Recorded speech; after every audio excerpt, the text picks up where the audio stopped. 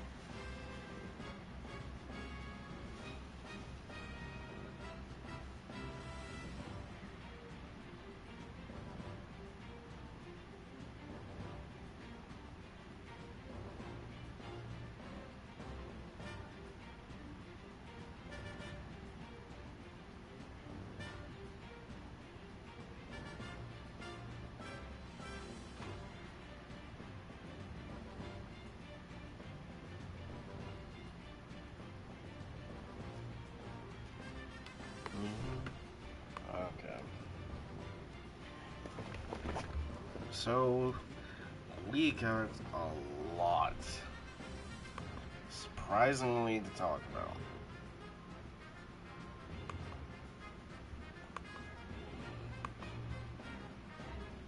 Nothing much. What about you? I'm... Okay. Currently with the job situation, so I have the job, but right now there's confusion. And I thought I was the one confused, but the people who have been trying to hook me up with this job have been confused. Because they, at this point, they don't know who is going to be helping. Who's supposed to be helping me.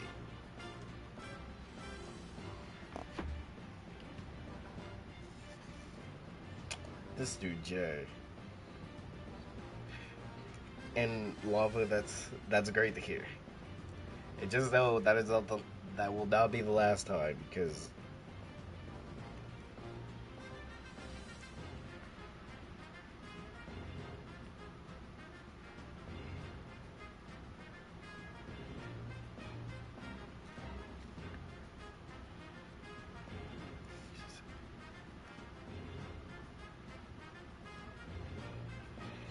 okay.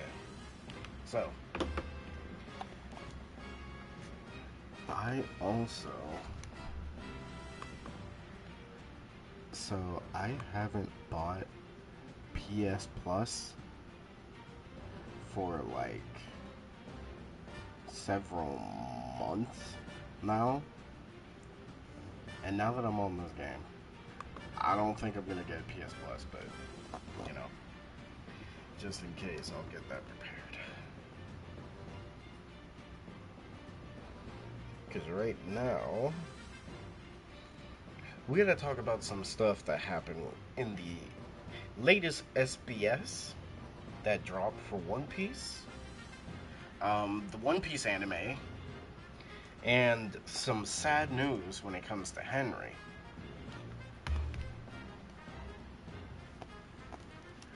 So, we'll be getting into that in a few minutes.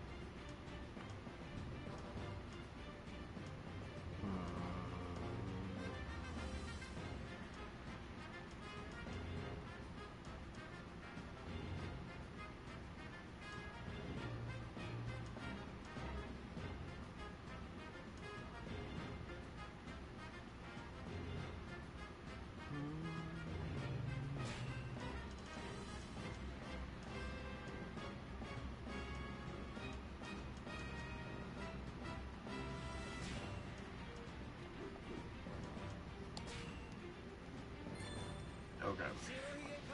Also, is my mic good? I don't know.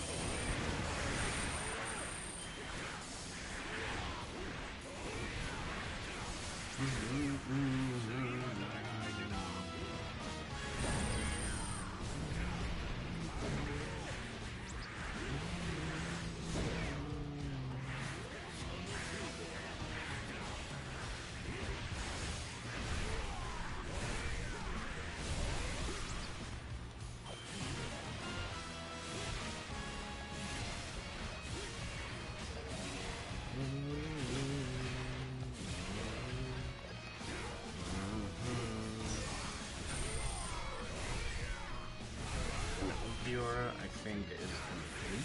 Okay.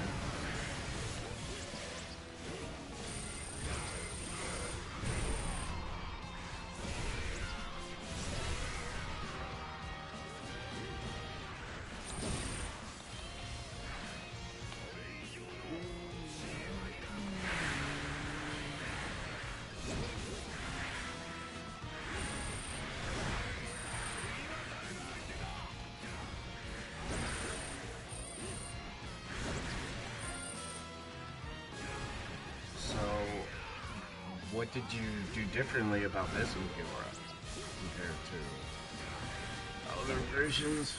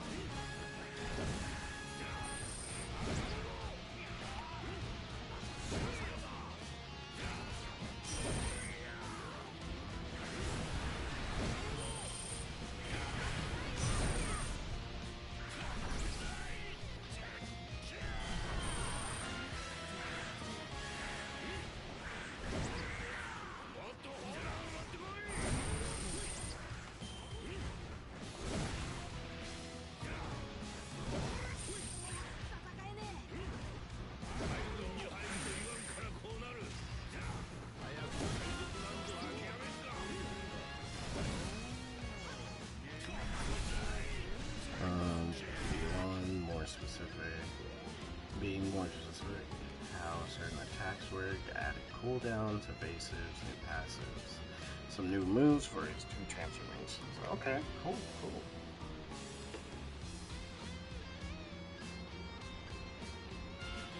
Okay, so I guess Lava, you and I can get into it. Let me just pull it up because I put most, if not all, the info on Discord, so let me just go through it all.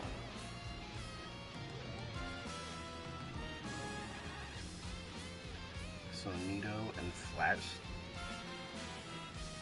How so?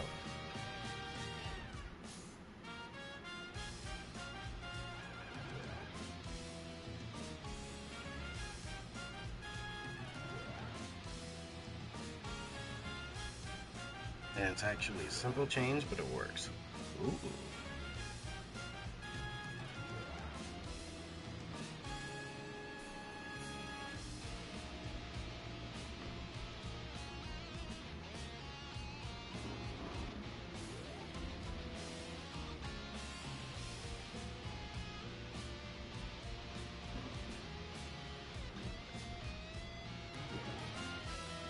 Okay. You know what? Instead of starting from here, I'm gonna start from the top.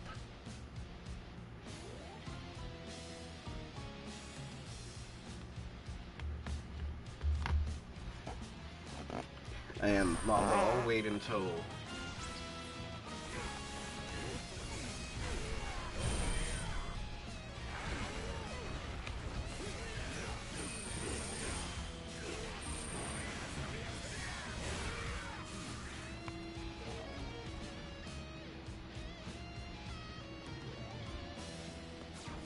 Sunito is meant to be used for sneak attack.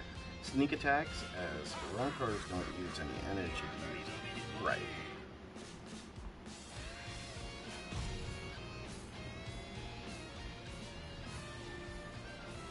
Also, so putting...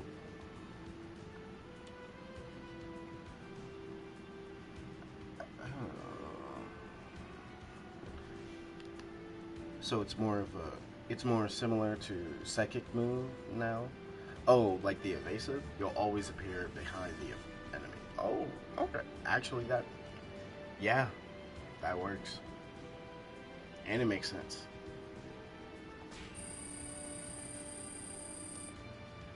So, Lava. Let's start with the first SBS. Well, I'm starting from wherever this is. SBS 109. I think I could actually like make this a part of the streams in a way, so this could be cool. Oda answers some questions about Bonnie's ability and her crewmates, as well as how she arrived at Egghead. I mean, we pretty much know from context clues how Bonnie got to, how Bonnie got to Egghead, but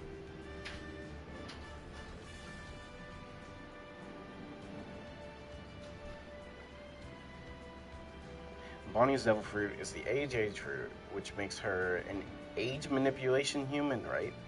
Does this mean if she keeps on maintaining their age young, they won't be able to die? So, and this is from Oda, so that's how you think about it? But in chapter 1072, Bonnie says, when it comes to living things, the effectivity won't last forever. So at some point, the effect will come undone. Okay, so her devil fruit is on a timer when it comes to real life people.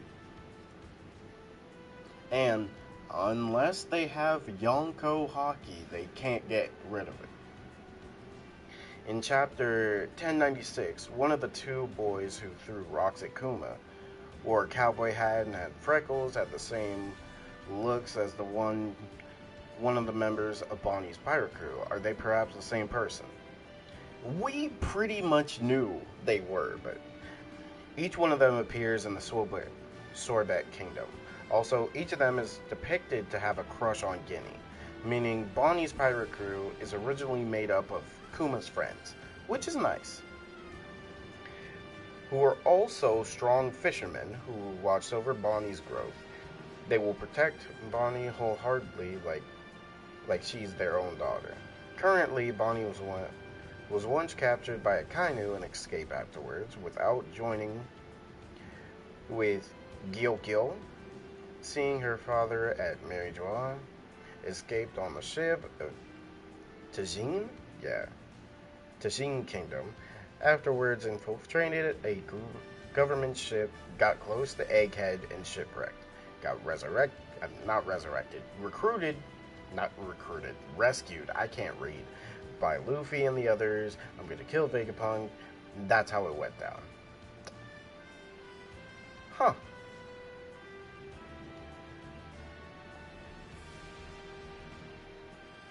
So she infiltrated a government ship that was on its way to Egghead, which caused the crash as well. Well, once they got close to Egghead, shipwrecked, and then was rescued. Makes sense. Chat clips? Okay.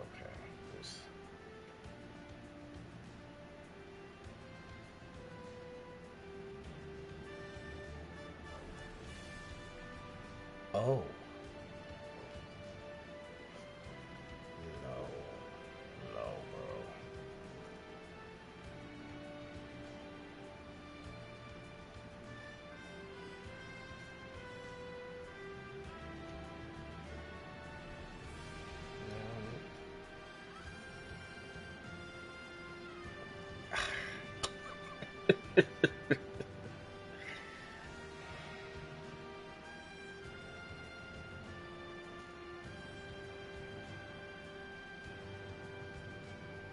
Gosh darn it, bro. That's 4K.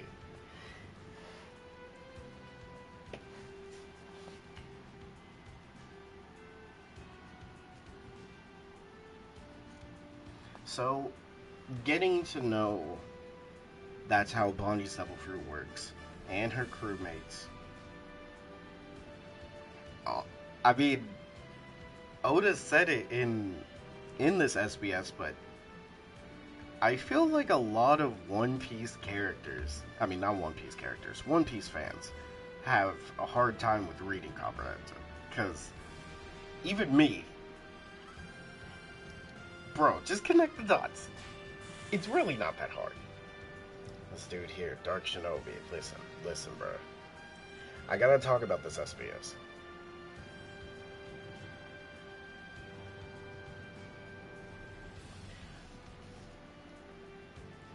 We'll get to the Henry stuff after the SBS, cause bro, it's still heartbreaking to hear.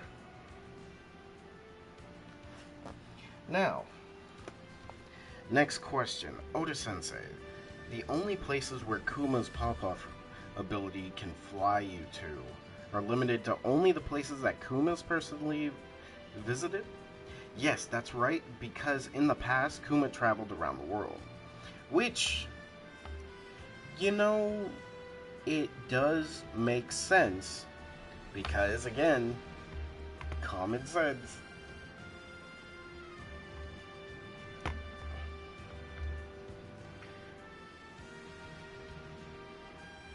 But also, that does beg the question. I would love to see when Kuma visited these other places. I mean, obviously, being a lab dog, well, being a warlord means he has to travel to several different places. I'm curious when he went to Mihawk's Island and Amazon Lily. I'm curious about that. And also, he visited the place. He visited a lot of places. And it also makes sense why he visited Vegapunk's lab. I'm curious. I want to send you this Gyora moveset. Okay. Next one. The CP8 member Alpha, is she related to Khalifa? Also, Cypherpole 9 is an organization not known to the public, but is Cypherpole 0 known publicly? This is actually a really good question, I feel like. Alpha is Khalifa's younger sister. Very interesting. Among the members of CP9 from 22 years ago, we saw Lasky. He is the father of these two. And we also do see the father, which is crazy.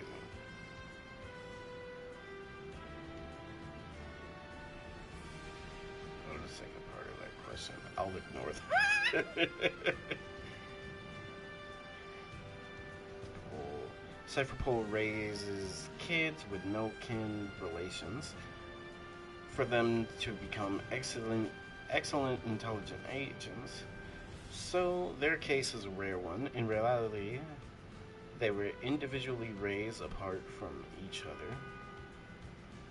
Interesting. Makes sense. But honestly, that also confirms the second question. Is Cypherpole 0 known publicly? No. So that means, because if they were known publicly, Oda would have said something. So this also means that only high positioned people in the government know about Cypherpole 0. And obviously, the Tenryubito, no, the Celestials. It's still funny. I'll ignore that. Mm-hmm.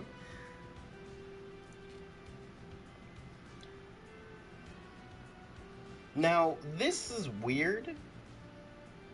This is weird, because, like, we knew what happened with Cypherpole 9 after their defeat because of the cover stories. But I'm glad we got the full thing confirmed. Hey Oda, I wrote this letter from France and I wanted to know how the members of CP9 got promoted into CP0. Okay, because of the translation, the Japanese got weird, so I'll just put the message as is. Let's talk about CP9, who were defeated in Enies Lobby. The CP9 members appeared in a cover story series, the Independent Report. in which they were blamed by their chief, Spandam, with the sin of mission failure, in which they decided to vanish someplace else. That's how their training to get more stronger has started. On the other hand, for some reason, due to authority of the Spandam's father, Spandam, got promoted as chief of Cypherpole Zero. From here, Lucci and the others uncovered the invasion crime plot that the underworld big shots and former level 6 prisoners are scheming with Spandine and crushed these organizations to prevent it. After that incident, Lucci and the others were reinstated as agents of Cyberpole Zero. Spandine is on his deathbed. Well, sick bed, not deathbed. Lost all his authority, and Spandine became Lucci's underling. And I'm pretty sure...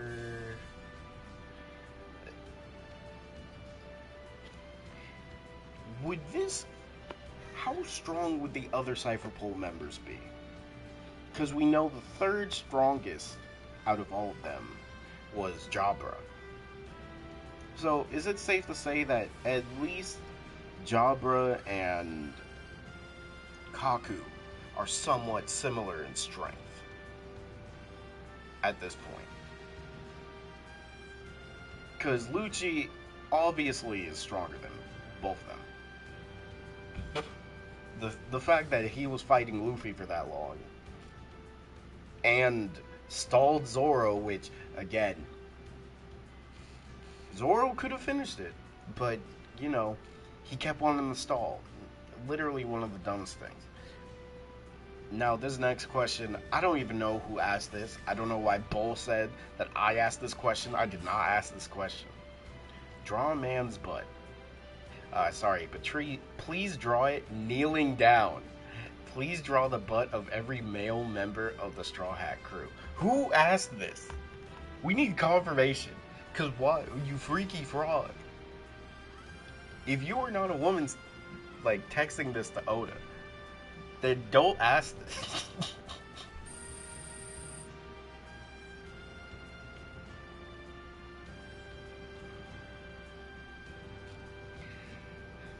Yeah, literally, Elijah. Why are people asking for butts? Now, this one is important for a specific reason.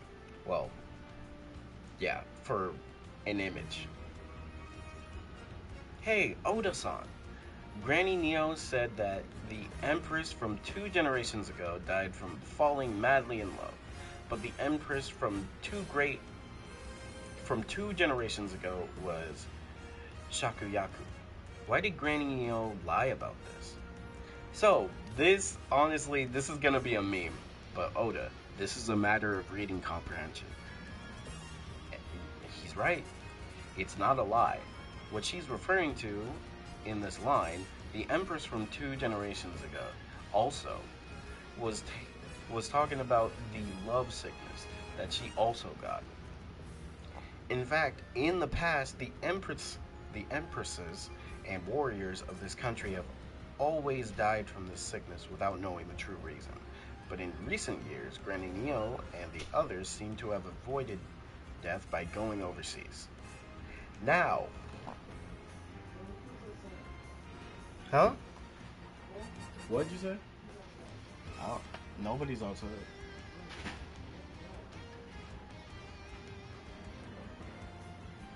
I don't know. I don't even know who the last one inside was.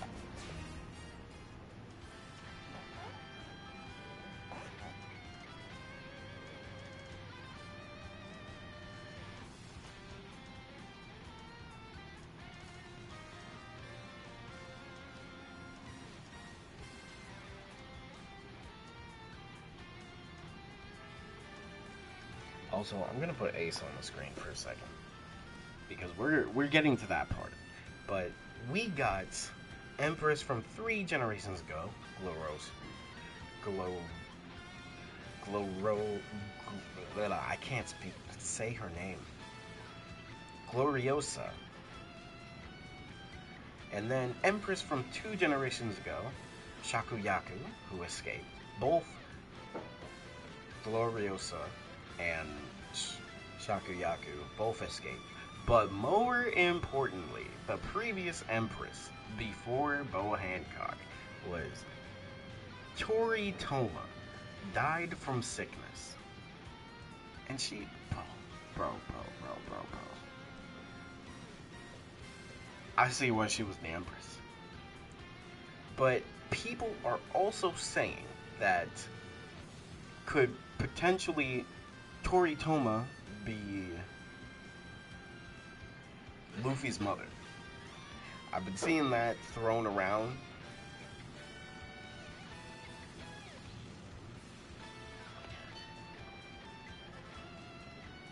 I gotta say though, Tori Toma probably has one of my favorite female designs in One Piece. I don't know why. I just love the way Oda drew her.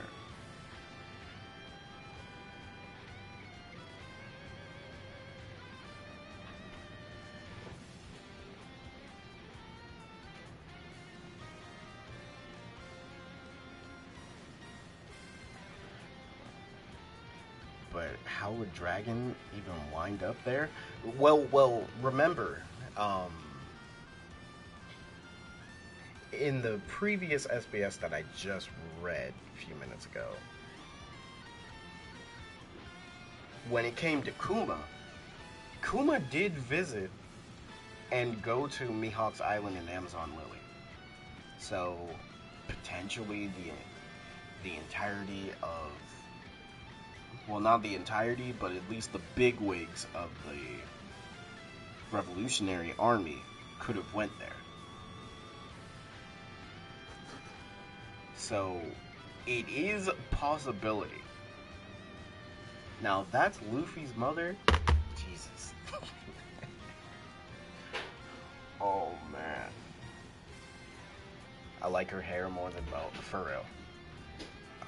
Man, I don't think it's just the hair. I like the smile.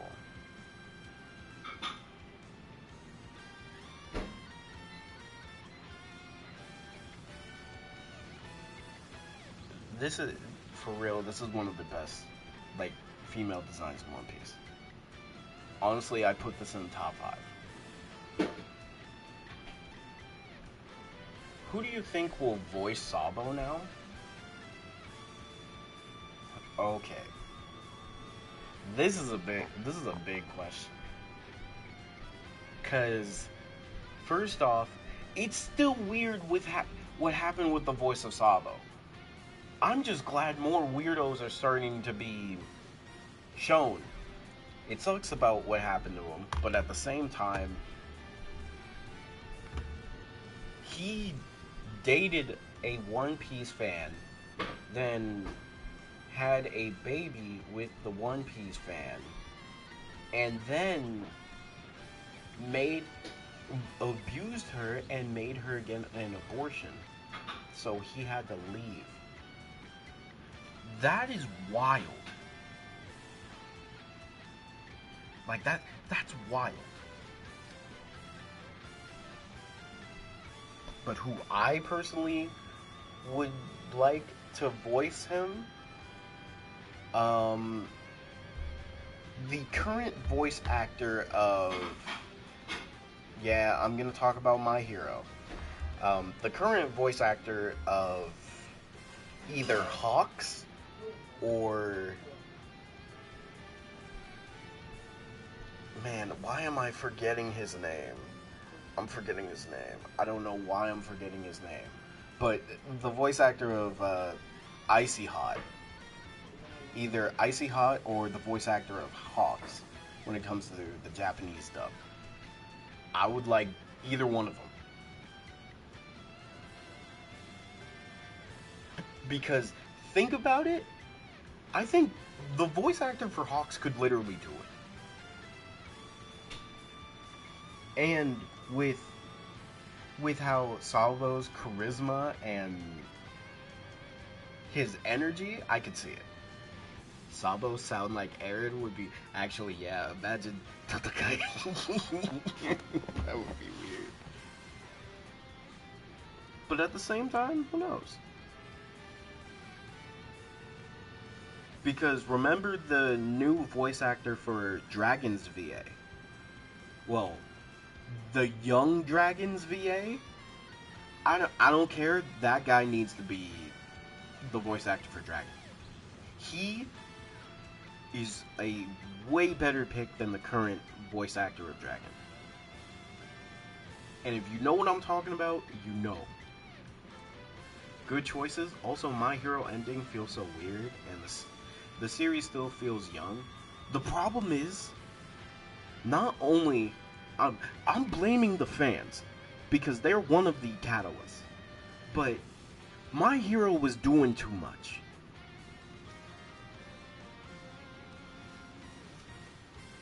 And you know what? We're gonna trash My Hero after I finish reading the SBS. Well, after talking about Henry, because that's still saddening.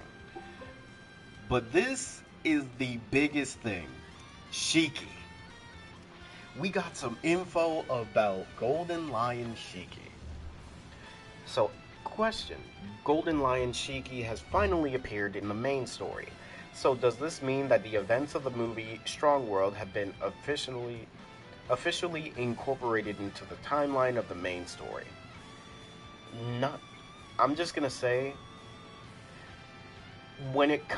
before I read Oda's question, well, Oda's answer, when it comes to movies, the events are usually not canon unless they take place before the current timeline. Like, for example, when Shiki fought Sengoku and Garp, like the prime versions at Marineford, that's canon. When he broke out of Impel Down, that's canon.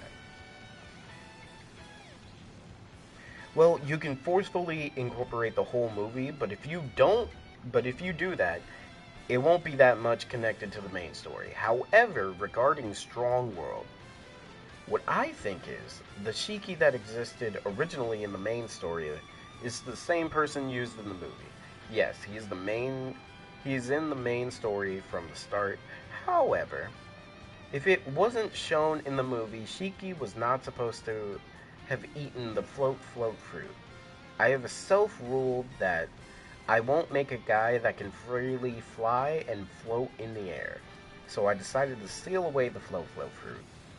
Because this is a manga about pirates. Notice how he put that in quotation, but since it was used in the movie, I have to use it now on the original work. That's crazy. It's true that a strange reverse importation has occurred. Now, this is what's weird. Is that in the One Piece manga, I'm pretty sure Oda literally says that Shiki is a pirate who can float and fly. So off rip, Shiki was already confirmed to have that ability. And it's interesting that Oda says this, and then look at Dofi. Look at every character that can skywalk, that can use Geppo. It's just very interesting he's saying this when there are so many characters that can literally do that in the manga and anime. Dofi can't fly. I mean, he's basically in the air.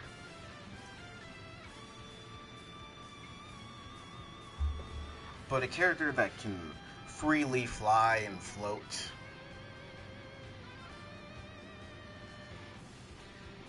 I can understand that.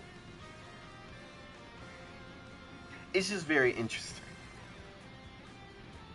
Oh, I gotta read the comments before I get to this next one. Yeah, you're right. But you know what this also means. all the stuff that the float fruit can do are canon.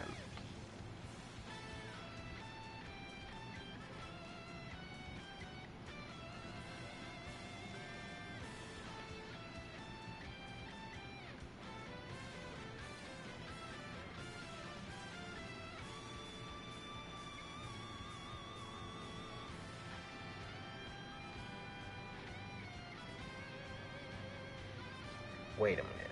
Didn't Shiki in the movie use like a ranged ability to cut half of an ocean apart in the movie? I'm pretty sure.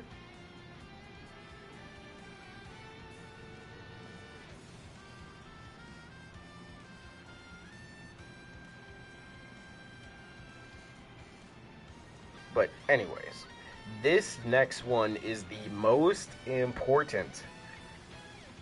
And I'm going to say why for several reasons. The question is, please tell us the name and rank of Fujitora's sword. It is called the Yakuza Kaisen. Yakuza firing line.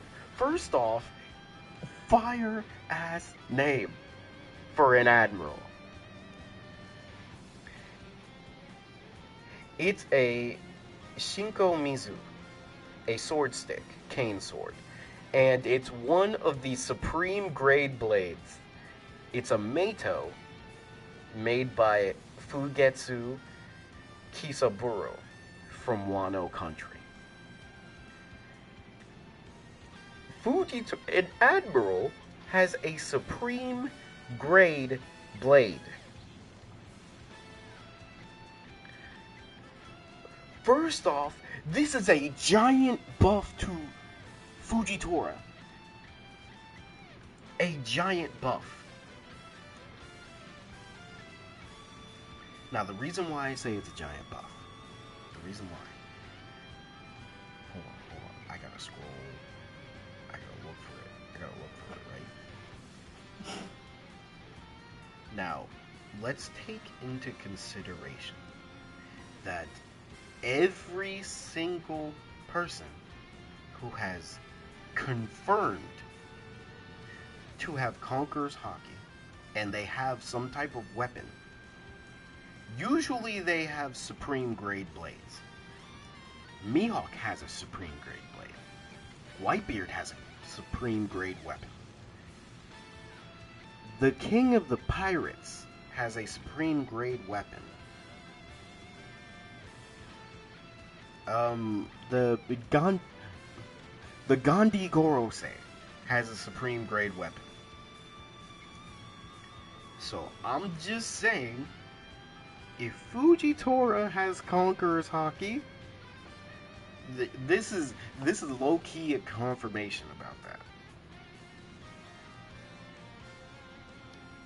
Low key.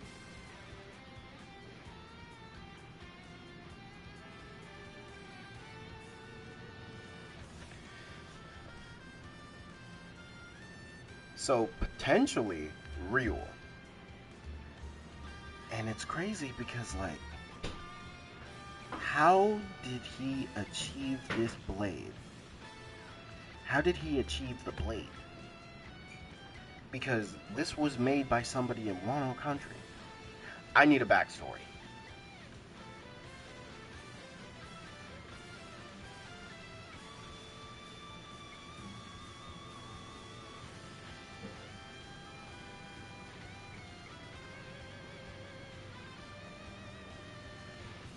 But you know what this means?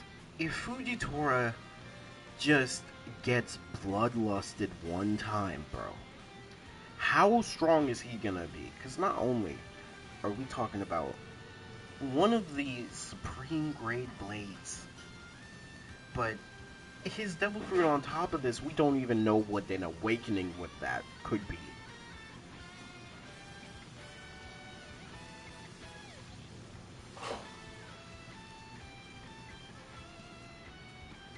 Like, this is wild, bro. Now this next one. This next one, hold on to your hats. the question in chapter 1100, the warlord that Ace beat, which was being talked about by Kuma and Saint Saturn. What was that person like? And we finally get to know. He looks a little like this. We got the image, by the way. This guy's... Oh my god. He has a scythe with a ball and chain. He looks sick. He looks cool. I'm just gonna say this right now. I would rather have him than X-Drake. Because off rip, this guy looks like a cooler X-Drake. And I saw people say we could have had this guy instead of Gecko Mora. That's true. And the reason why is his name is Hanafuda. Hanafuda. His hobby is collecting ancient zone devil fruits. On what he's scheming behind this remains unknown up to now. His height is 514 centimeters, which, to put in perspective, Whitebeard is 666 centimeters. He's almost the size of Whitebeard. He's basically up to his shoulder. That's how tall this dude is.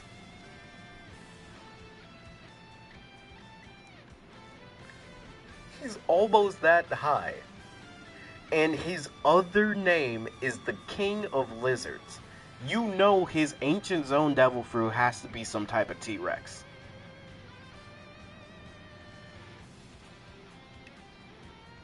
Again, we could have had this guy at the Summit War. Think about him and his crew of Ancient Zone Devil Fruits.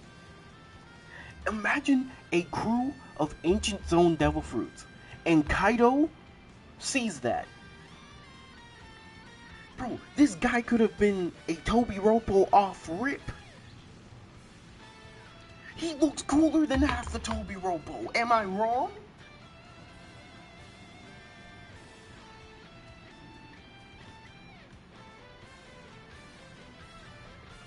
Bro.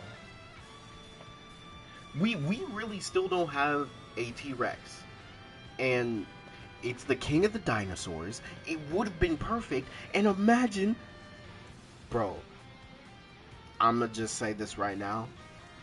Just from looks alone, I'd rather have this guy as Kaido's commanders instead of Jack. And Jack could have been just the Toby Ropo.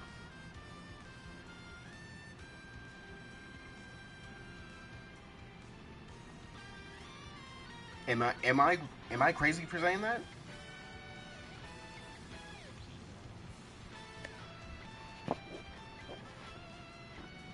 Forget the Toby Ropo. This guy could have been a... Bro, this could have been sick. This could... Like, off rip, people were already making fun of Kid after looking at this guy. Used his Captain Kid, took an L because this guy has cooler pants than him. I've been seeing people say, oh, Kid took an L.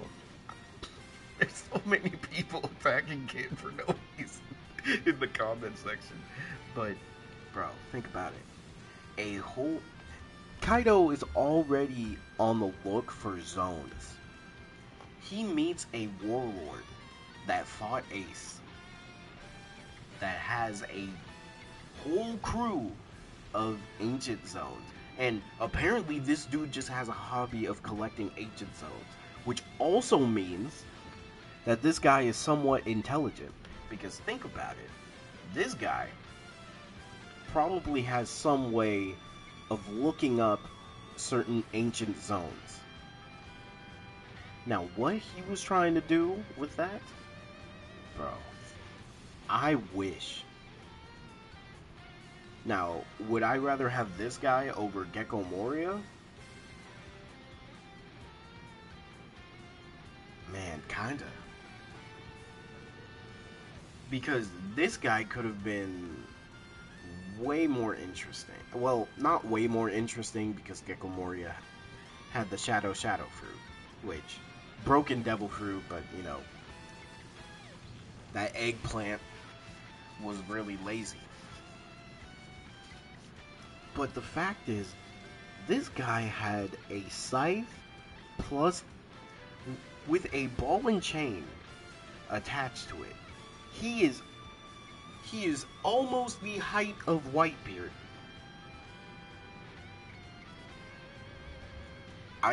We need to know if this guy has hockey.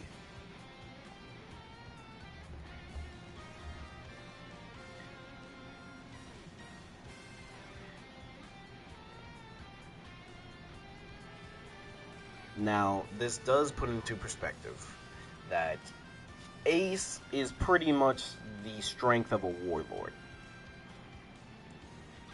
Well, also, at the time, he didn't really have hockey. Like, we knew he had Conqueror's hockey, but he didn't master it. But think about it. Think about it. This confirms that Ace is as strong as a warlord. And it's added to the Ace novel content, which, after reading this, I might have to reread it. Oh, Capcom Next is here! Bro, I totally forgot about this. Capcom Next. Bro, I forgot we had this. Oh my god. The next Capcom thing. Could this be Dino Crisis?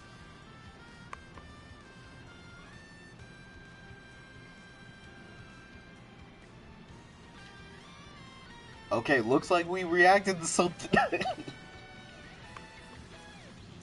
You know, kind of funny that Capcom also low-key teased Dino Crisis as we're talking about the dude who is called the King of Lizards.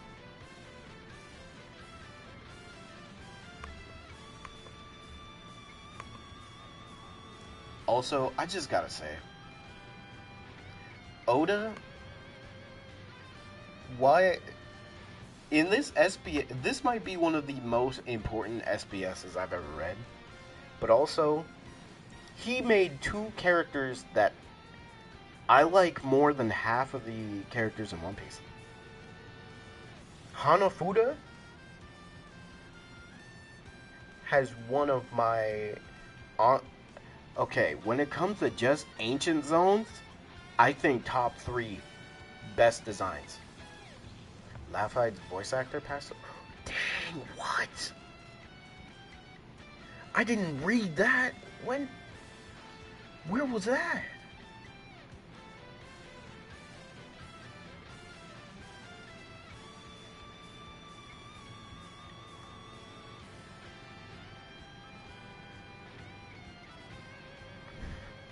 What's good, Isaiah? Isaiah, I got some questions, bro.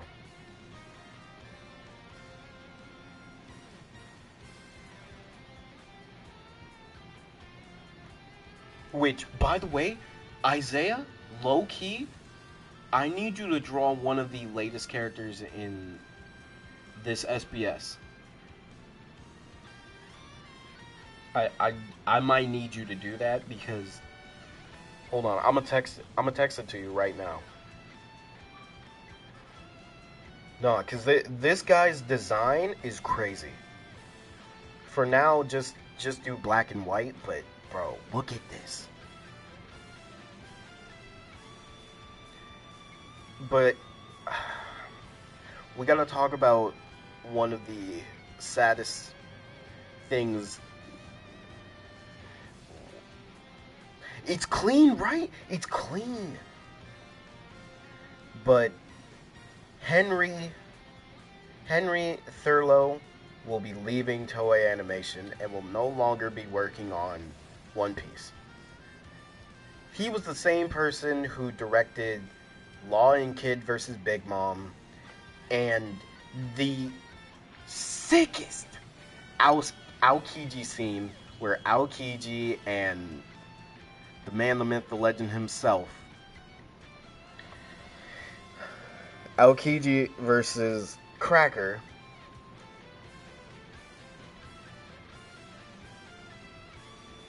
Like, this dude has made some of the craziest animations. But he did confirm that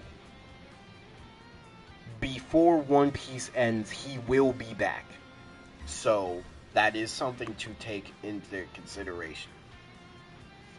But he's leaving to work with another studio. Now, which studio?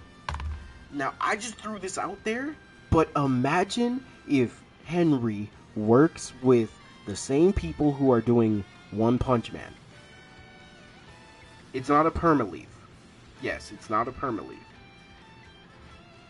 But it's apparently on great terms.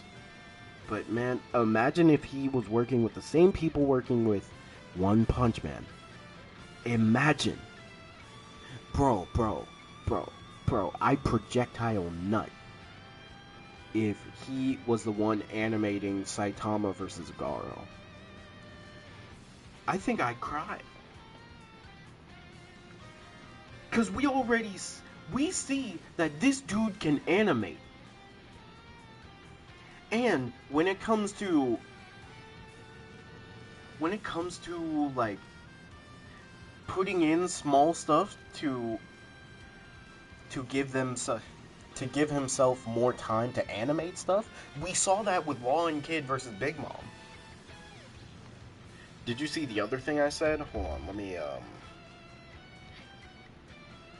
But yeah, Isaiah, I need you to draw this guy and post it on social media, because I think people would love that.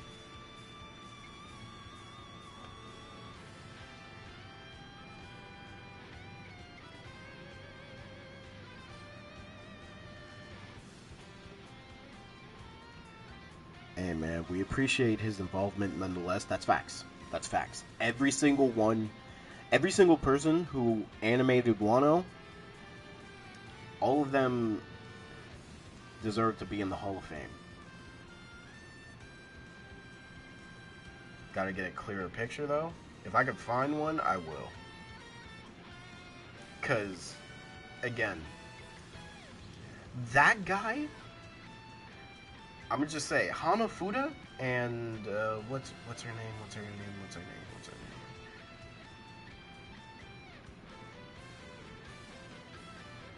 Hanafuda and Toritoma are some good designs for characters. Japanese SpongeBob. Yeah. Let me scroll up to Lafayette. Yeah, wait, he was the voice of SpongeBob? What the fuck? Japanese SpongeBob? I didn't even know that was a thing. Okay, well, I guess I gotta put in the title Capcom Next. So let me do that real quick. And also, we are getting a new voice actor for Sabo, so I'm excited to see this. But Oda just helped power scaling expeditiously, because we now know what the Warlord's name was, what his thing is. But this also is a major buff to Ace, because not only did he beat a Warlord, but he beat an ancient zone using Warlord.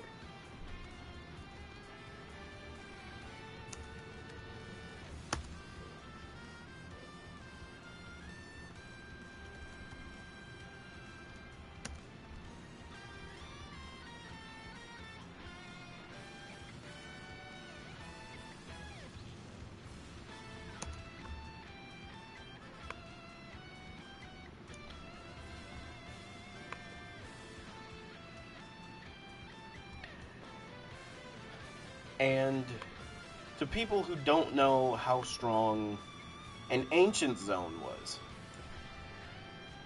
I'm gonna use Jack, who is a billion berries. Even though I know we give Jack so much stuff because he's absolute trash, duty, butter, booty cheeks, right? But that dude has survived things he should not survive. The amount of times he got cooked by minks and he was still up. The amount of times he took punches or attacks he shouldn't have. Hell, even taking a hit from Zunisha and he was still up.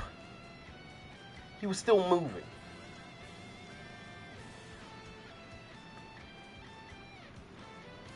So this is a buff. Because if this dude, who is the king of lizards, which obviously he has to have some type of T-Rex, because that would make sense.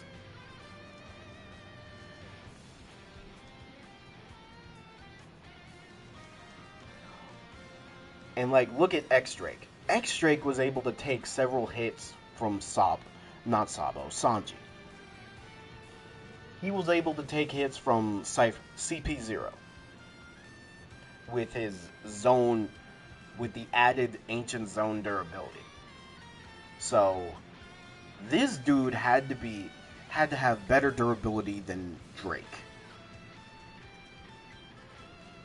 Which again, at the time,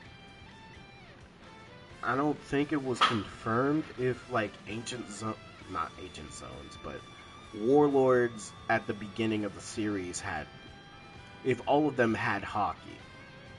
Like, we knew Dofi had it, Hancock had it, Mihawk definitely had it. Oh yeah, Isaiah. So, yeah, thank you, Lava, but you need to explain yourself. So, this also confirmed Ace's strength, and he was, to put this into perspective, Ace was on par with Aokiji because of Aokiji's Devil Fruit.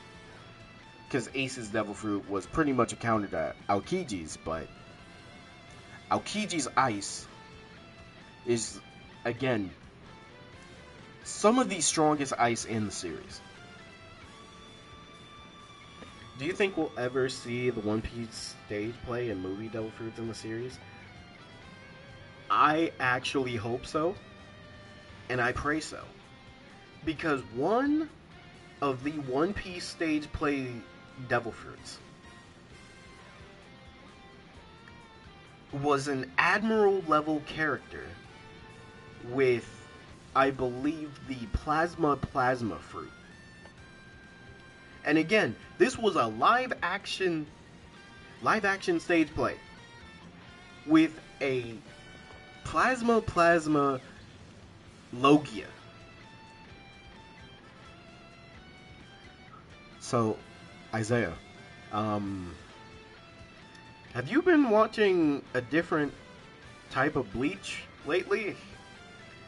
Y'all know I was joking. You know it. You know what we do around here, Isaiah. Joking or not, you got clipped, alright? It's on there forever. You think if that's the case, then everything that I've been saying was a joke, and y'all should not take it seriously. Everything y'all said is out of context. So basically the NL counterpart. Literally. And the thing is, this dude was Admiral level. On the permanent record, what do you mean? An Admiral level character with a Plasma Logia. Oh no, you leg, it's all true. What do you mean it's all true? Oh, and Elijah, personally, I would love if more movie Devil Fruits and stage play Devil Fruits come back into the story, because some of them are very interesting. Like, for example, to bring up a video game, which is now, he has one of my favorite designs, just from the video game section of One Piece. Adio, who has the Gauntlet Fruit. And this Gauntlet Fruit was able to control anything the gauntlets touch. And he controlled something that was on par with an ancient weapon. And the world government called a buster call on him. So, oh, and also just to throw this out there, the first video game character to have over 1 billion berry bounty. But yeah, we all ate Giselle and Bambi. I'm okay with hating Giselle, but Bambi? Calm yourself. Calm yourself, okay? You freak.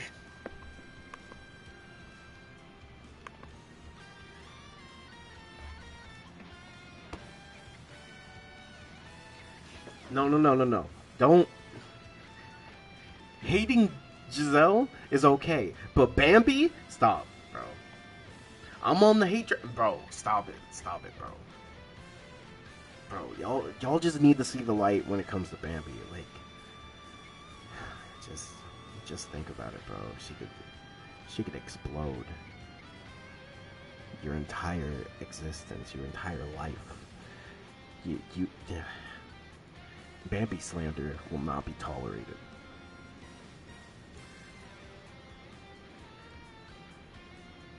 Hey, but she does it elegantly. And all the smile she has, wonderful. But you wouldn't understand that, Isaiah. I know you. Is there an indication of? Okay, this is a big thing, Ryu. Elegantly, bro, you just wouldn't understand, Isaiah. You're a glizzy gladiator at this point. Lava, look, if that's what you need to be elegant, then yeah. Sometimes it needs to get messy. You just wouldn't understand, bro. Man, Bambi's top 5, okay? Glizzy gladiator is crazy. You're right. I just say Giselle gladiator, shouldn't I, Isaiah? I'm sick of you. Stop attacking Bambi. She did nothing. She did nothing wrong. But anyways, Ryu, to answer your question, right? So apparently there's been a random update on Steam when it comes to the Pirate Warriors 4 DLC. Wait. Lava clip it. You see it? No, that's the right emoji, Isaiah. Yeah. Your hands knew what you wanted.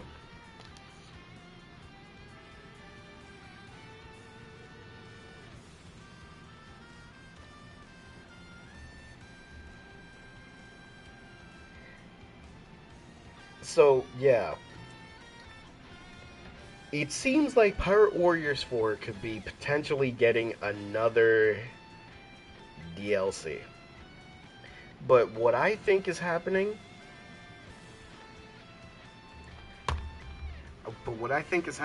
is potentially a PS5 version of Pirate Warriors 4 is coming. I think that's what's going on. Okay, how much longer until Capcom Next? 40 minutes.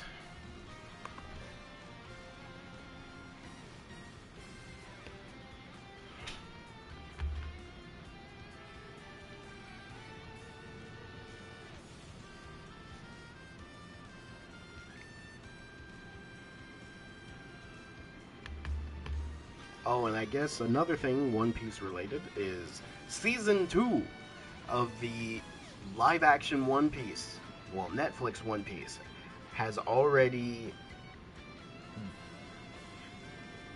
started filming their next season. So that is great. Can I send? Yes, send it over.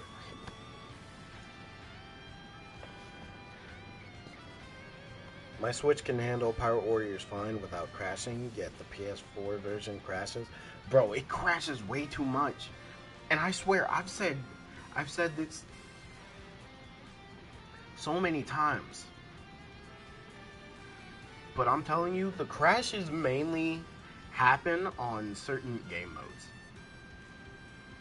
And I'm pretty sure I've sent emails to Bandai about it, because it's like, look, if you're trying to get people to play this game, fix the problems. Want it in one post? If you can, sure.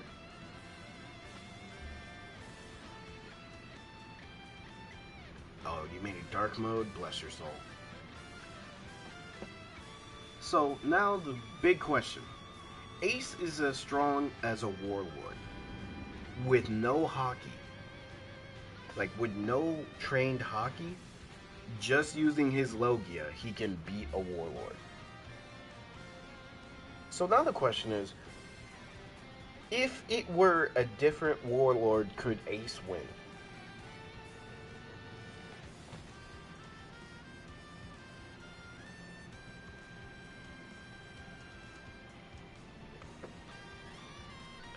I don't think Ace is beating Mihawk, like, at all.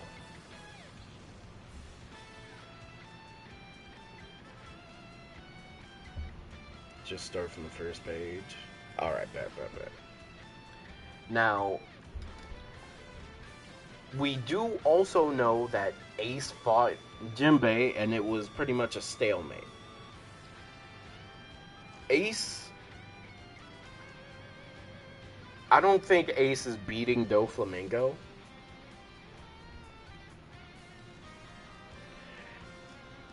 Let's see. Ace versus Crocodile? The thing is, they're both Logias, but I wonder...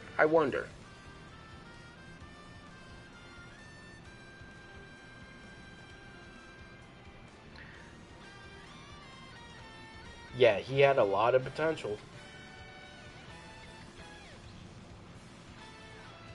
Yeah, that's the thing, Lava. If he's able to do that, then I'm pretty sure Ace beats Crocodile. And we know between Jinbei and Ace 50-50, he's not beating Mihawk. I doubt he's doing anything to Doflamingo.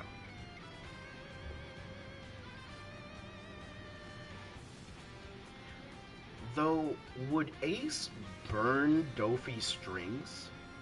Would Ace be able to do that?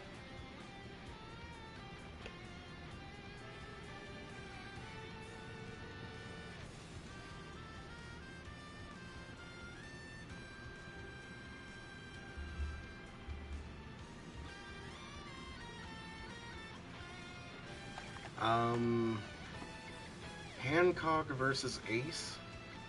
It really depends if Ace... Nah, Ace might. Would he fold under simp pressure? I said simp pressure. Would he fold under that? Would a Marrow beam be enough?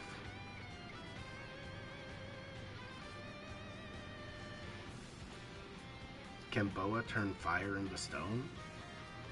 I don't think we have a confirmation about that.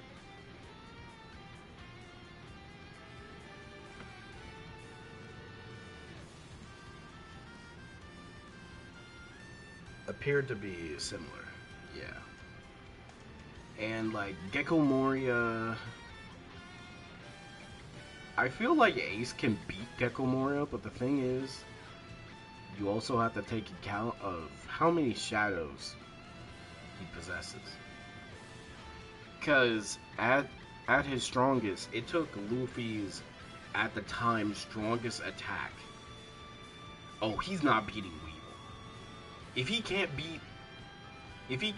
beat Whitebeard when he's sleeping, he can't beat Weevil.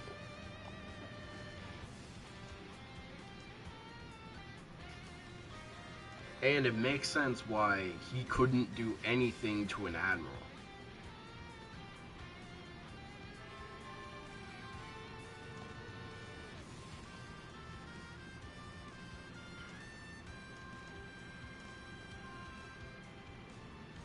But the movie character I want to be confirmed canon is Gil Tesoro. Gil Tesoro and Z. Those are the only two characters I really want canon. Even though I want Douglas Bullet to be a canon, there's just people that are just stronger than him and can do what he can do but better.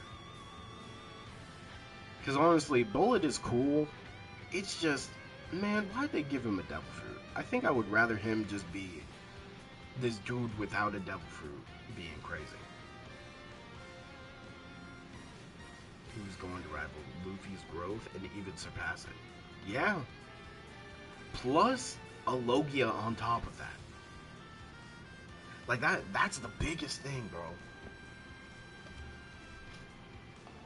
Imagine having so much potential plus a Logia.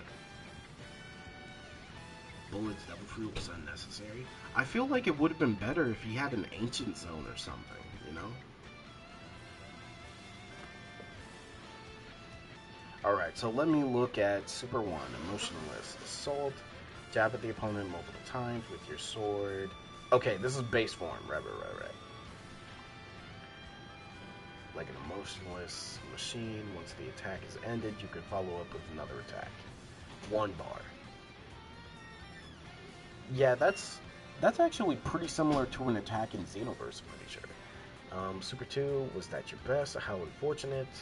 Launch a zero from your fingertips at the opponent. This zero is much faster. Fires at the cost of power. Hold down the button to teleport near the opponent and fire it at close range.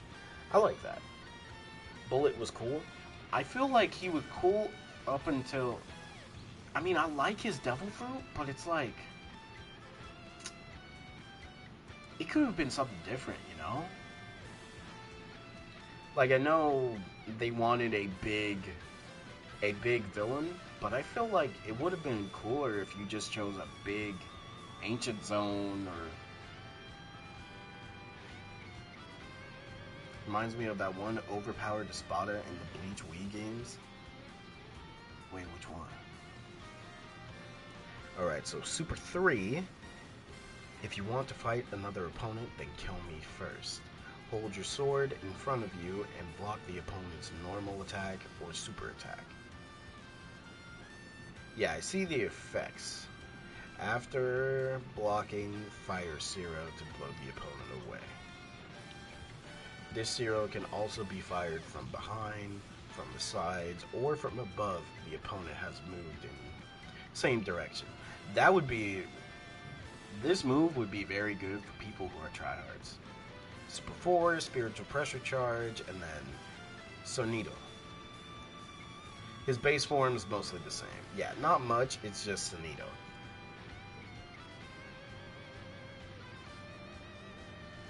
And then his ultimate, it seems that I overestimated you. Stand in place and ready to take the opponent's next attack. If the opponent attacks you, teleport to them and drive your hand through their chest. Oh, Arturo. He was insanely busted. Yeah. Oh my god. Okay, I gotta help my mom with something. So I'll be right back. While I'm gone, just keep an eye on when the Capcom Next stream starts. I'll be right back.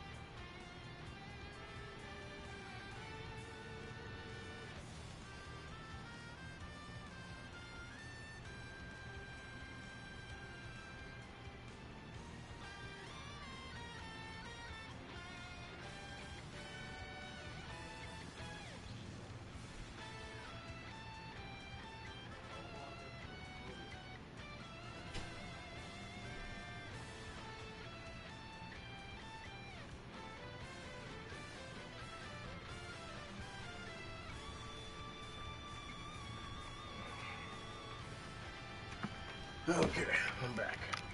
Any update? 26 minutes. Coolio.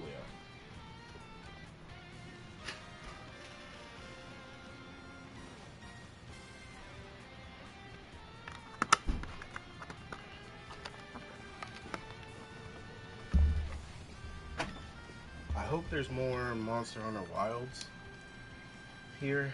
That's my... Besides Dino Crisis, I really want more Monster Hunter Wilds. Heck, or they could show off, I guess, Devil May Cry. That could be cool.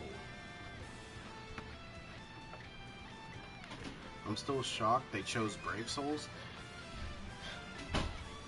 Look, they're just trying to milk as much money from this game as possible. Which is still crazy, because, like, of all the games, you know, could have made a Bleach game, but nope, just keep milking. Alright, so if the opponent attacks you, teleport them, drive your hand through their chest. After performing this attack, the opponent's transformation skill will be sealed for 10 seconds, and their spiritual pressure will be reduced to 0. And it takes 3 bars. Ukiura will acknowledge the strength of very few, citing that those beneath his level are trash, not worth killing.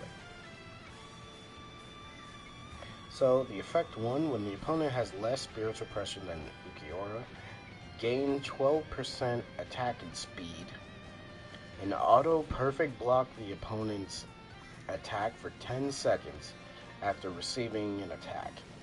See, at first I was going to say that's broken, but I'm just glad it's at least 10 seconds, because people can just wait that out.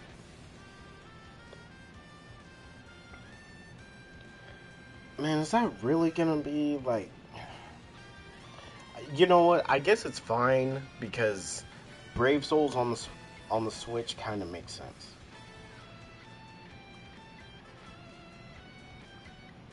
Wait, isn't Dark Souls already on the Switch? I thought it was. When an opponent has more or equal spiritual pressure to Ukiura, but when both are max, gain 24% attack and speed, and auto-perfect block the opponent's attack for 5 seconds. Oh, so it's less time. Stream starts at 6, probably.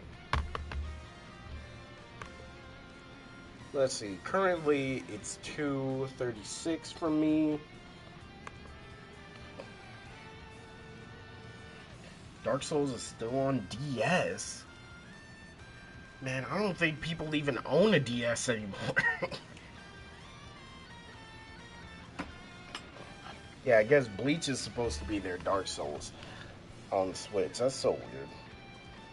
When Ukiura breaks an opponent's stamina, their stamina will recover 40% slower. In addition, the first time Ukiura successfully lands the ultimate, the opponent's stamina will be broken. It's not bad. Resurrection. Release the true form of Inaron card. Gain 40% increase to attack and speed. Press the button again after transforming to immediately teleport to the opponent and attack them. Okay, 4 bars, not bad. Alright, Resurrection Super 1. Throw a small javelin of Reishi at the opponent after throwing the first javelin. Press the button again to immediately throw a second one at the opponent. The second javelin is so fast that it cannot be dodged, so blocking both is the best option. 1 bar, 2 bars for the second javelin, 5-second cooldown. Okay. I like the cooldown of it. Resurrection Super 2. Smack the opponent away with a javelin of Reishi to send them flying. Chase them before slamming them into the ground. Holding down the button juggles them in the air for longer. Racking up damage before the final hit. 1 bar, up to 3 bars maximum. Okay. Okay.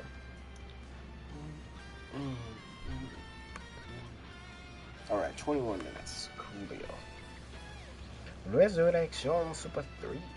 I hope we get a Bleach game like Xenoverse or like Heat of the Soul or Soul Resurrection. Look, I said this before, I'll say it again.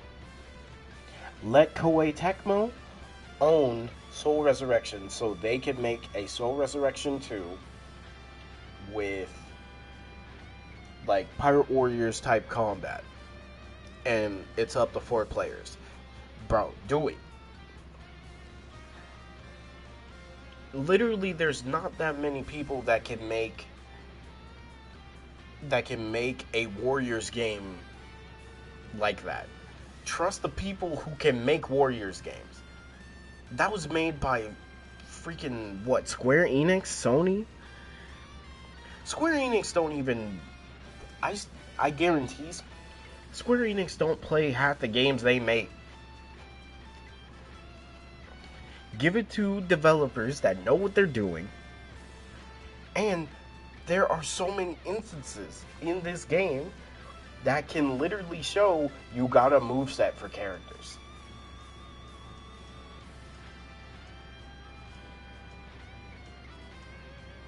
Like, we got a lot of sword. We have a javelin person. Like, we got a 2-sword weapon. This dude was spinning blades. Roach with a pillar.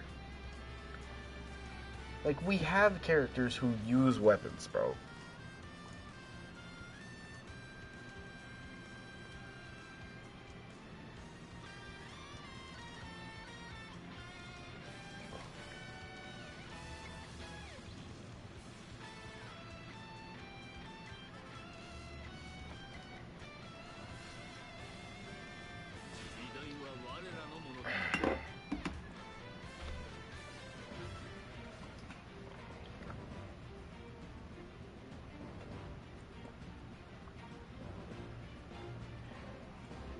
I mean, you can always make another Soul Resurrection, because even if people get mad, at least it will have up to 1,000 Year Blood War stuff.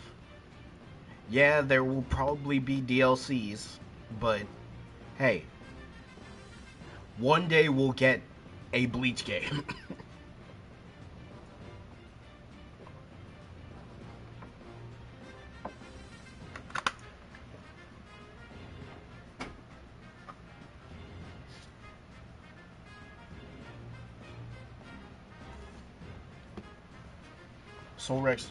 Soul Resurrection has so much going for it.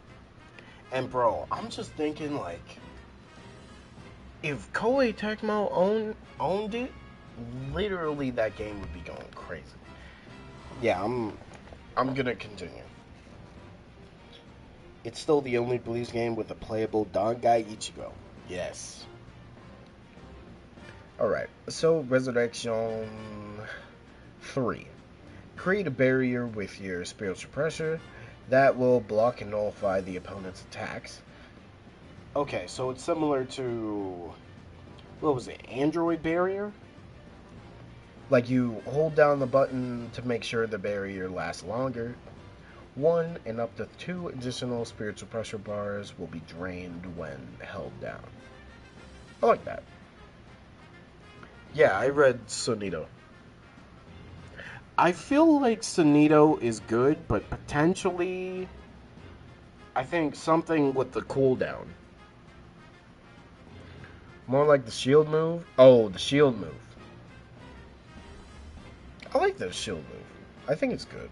I didn't really have a problem with it. I actually forgot the name. It's okay. Now, the Resurrection Ultimate fires a powerful black zero that only a spotted in their release date are able to use. Random relink news, it will be at Anime Expo. It will? Bro, please tell me they're doing another DLC season. Like, we need paid DLC, more stuff to do. And also, maybe it's just me, but dang, that game is difficult.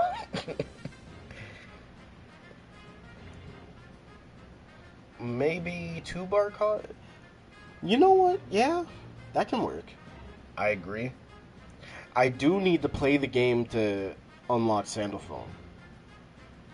Hold down the button to consume more spiritual pressure to keep firing. So this is similar to Final Shine Attack. They nerfed the new mission boss? Good. I haven't even played it, but I'm already gonna say it's not enough. Final Shine Attack. Alright, let me see the passive. Passive ability, hold your stance. The first super attack or ultimate attack Ukiura lands can't be blocked by the opponent. In addition, Ukiura's spiritual pressure gauge won't drain for 10 seconds after transforming. I feel like the part 1 of the first effect is broken. I like the second effect, but this first effect, I feel like is broken. Let me read the second one. When Ukiura is attacking an opponent, every time his combo counter increased by 4, he gains 4% attack up to 40 for 14 seconds. Resets after reaching a total combo counter of 40. In addition, gain 4 spiritual pressure bars once Ukiura has reached a total combo counter of 40. Now, here's the thing about this one is, think about the people who combo spam with Goku in Xenoverse. The hit players who 1-2 key blast, 1-2 key blast dash, 1-2 key blast dash to the side, continue the combo. I feel like those people would play Ukiura and do that to easily get the combo counter to the highest.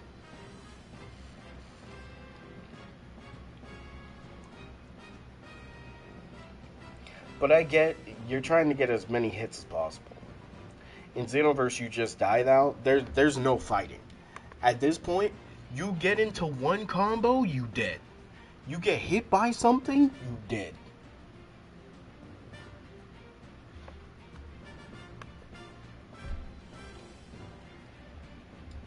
But you know what? That does make sense. If you're slow, your damage resets. So it's like you have to be fast, constantly connect your attacks. So I like that. And it's a good way to make players focusing on combos. I feel like the first part of the Effect 1 is definitely broken. But Effect 2 is good. It's a cool idea. Because Ukiura was really just piecing him up. Wait, Capcom Next is up. What is this? My. Wait, isn't this the Street Fighter? Oh, this is the Street Fighter stuff. Oh, wait, hold on.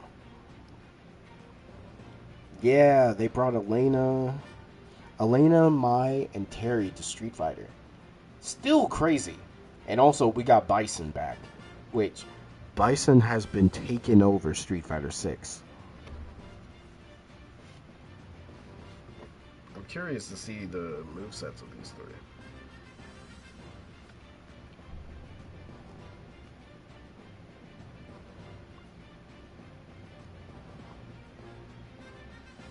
Okay, so it stops. I mean, not stops. It starts in 12 minutes. Coolio. We are now at Segunda Etapa. Unleash a second stage of release that has never been seen before. Gain an additional 40% increase to attack and speed. Recover 24% of damage taken after receiving an attack. I don't know how to feel about that, but I like it. The passive ability. Effect 1. When the opponent is below 75 HP, they will be unable to block for 14 seconds. That's good. That's crazy. When the opponent is below 50% HP, they will be unable to lock on to Ukiura for 14 seconds. I feel like you should lower lower the timer for it, but that's just me. When the opponent is below 25%, seal their super attacks and ultimates for 14 seconds. I'm okay with that. God, it's broken. When Ukiura is attacking an opponent, every time his combo counter increases by 4, he gains 8% attack, up to 40%, for 14 seconds. Resets after receiving a total combo counter of 40. And that one's still the same effect. Effect 1 is so broken, bro.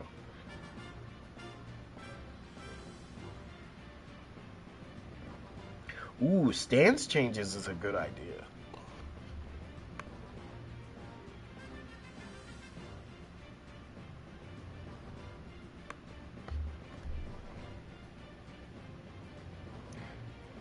Etapa Super 1.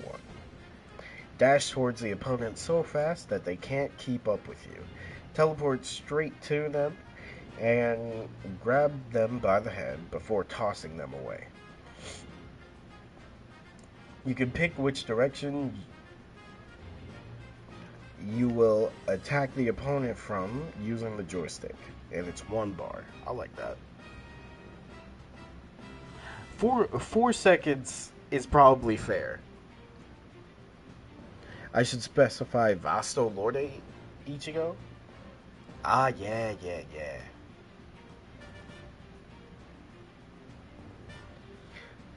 Alright, Super 2, Ukiura swings his tail at the opponent like a whip. Hold down the button to continuously whip them before knocking them away. This can be followed up with another attack. I like that.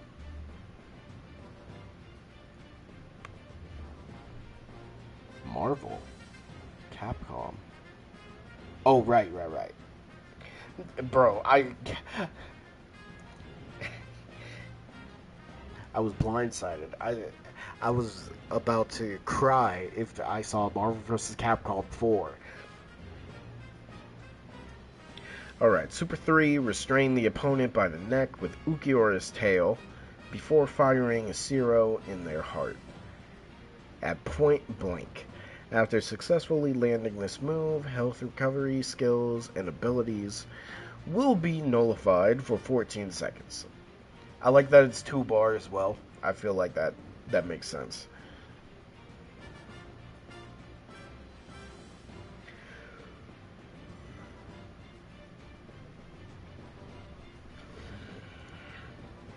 When Ukiura charges his spiritual pressure to max, his gauge will be invisible to the opponent for 14 seconds. I actually like this. I actually like that a lot.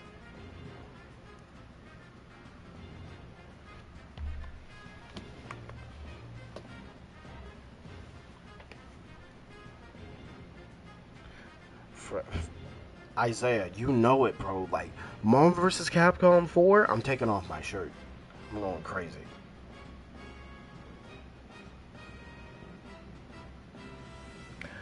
Alright, now the last part. The ultimate. Create a large lance made of reshi and wield it in battle. This will put you into lance mode. You will continue to wield the lance so long as you have spiritual pressure in your gauge. Remaining spiritual pressure will slowly drain until it reaches 0, at which point lance mode ends. So this ultimate is similar to Sword of Hope, and I actually do like that effect. The whole neighborhood finna hear me scream like a girl if they announce. For real, bro. And let me find out they put half the X-Men into the game and like good characters. Like, bro, everybody has been asking for Blade. I was literally screaming when I saw the mod for Blade in Ultimate Marvel vs. Capcom 3. I was hoping it could end in a nuke. Well, allow me to tell you, Elijah. Lance mode. Throw a lance at the opponent, causing a huge explosion. 1 spiritual pressure bar for each use. So it also does need to be said, but the lance, once thrown, works like that one ability from the one not ultimate. It's a super attack from Turles, where it creates a pillar. And then there are normal attacks for Ukiura as well with the lance. And then another ability, which is the circle.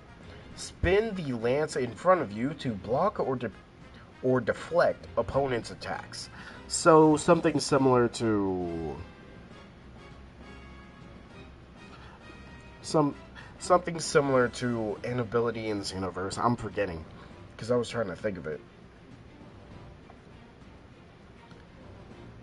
Now, there is an Ultimate 2, but I don't see that. Yeah, Murder Grenade. That's the one. Overall, I think I like a lot of the passives that you added. Oh, it's the same Zero. Okay, cool.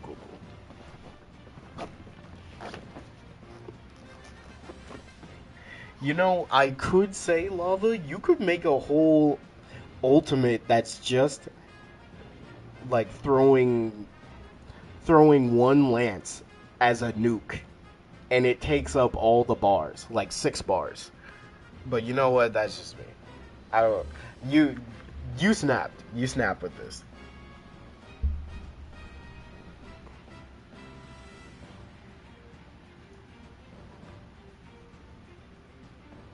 Yeah, I'm thinking about it. Like, spamming it would be way better.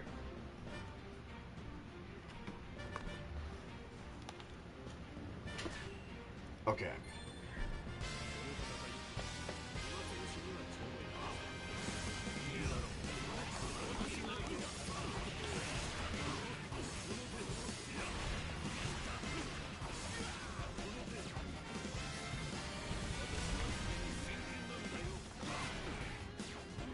Wait, that didn't hit him? That's crazy.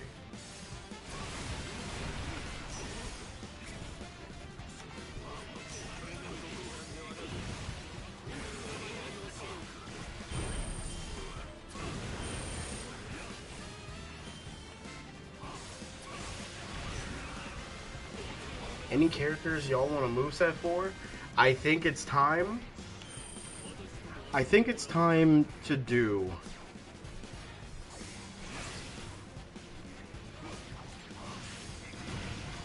a Quincy. I think it's time for a Quincy. Now, which Quincy? Gotta think about it.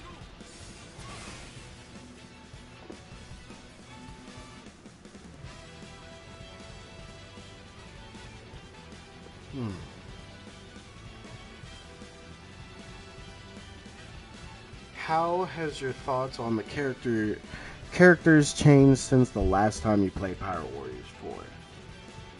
Okay. That's actually a very interesting question. You know what? Bazby. That's gonna be my suggestion.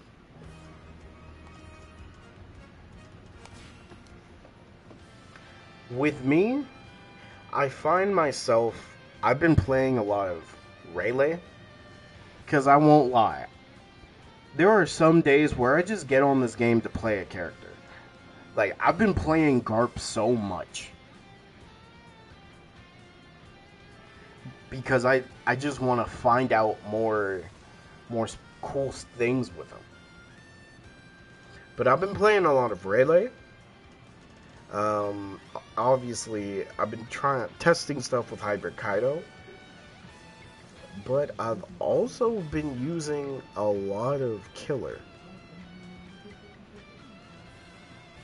And with all of the new skills that we've got, I've actually been using Fujitora. Fujitora kind of broken.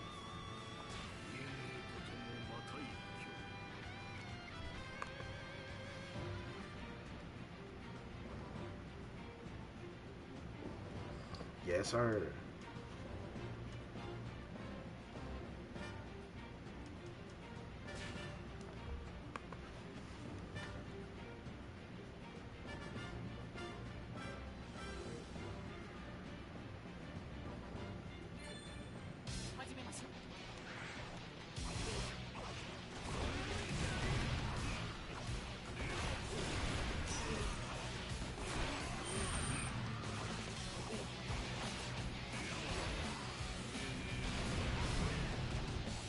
Also,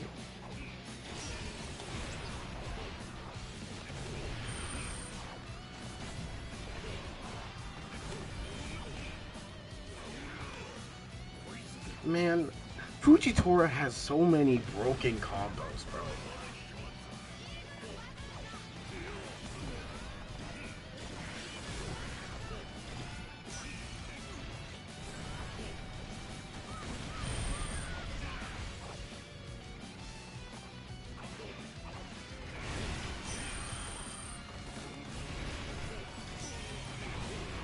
Alright, here we go. Capcom Next. Oh! Wait.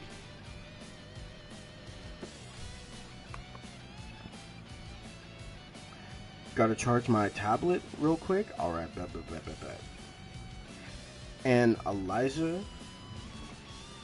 Shanks is just really good. If we get Dino Crisis, I'll scream. Yes. I'm actually excited for Dead Rising coming back, though. Okay, I mean, this game is cool, though. This game is cool.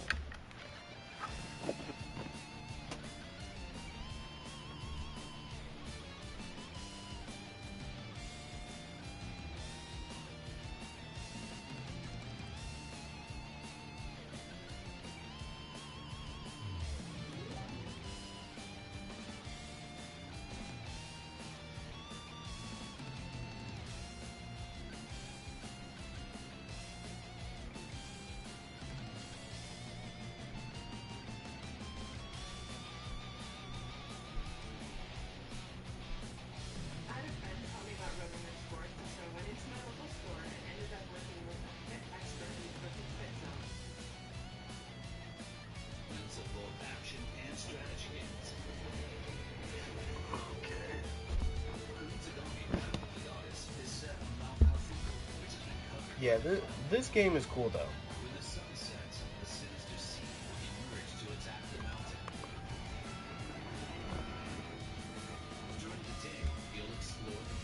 Shanks just feel... Bro, it's just that Shanks, you could do so much with his moveset. And the fact that he has 2 Conqueror's Hockey blasts in his combos, man...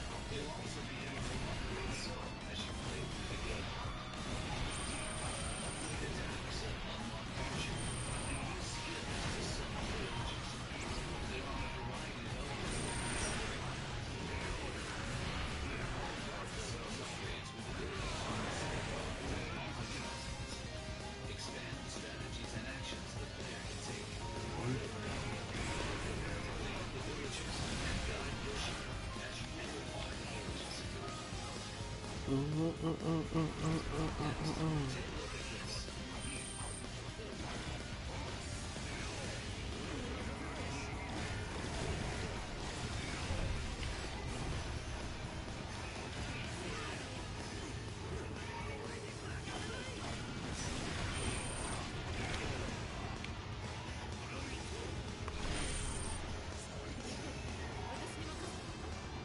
just so broken. Wait, demos available right now? Oh, okay. Okay, Capcom. Wait a minute. Yo.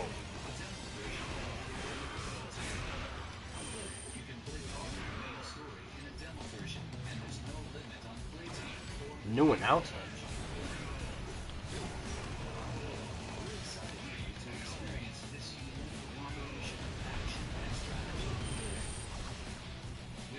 Oh! Wait! Okami's in this?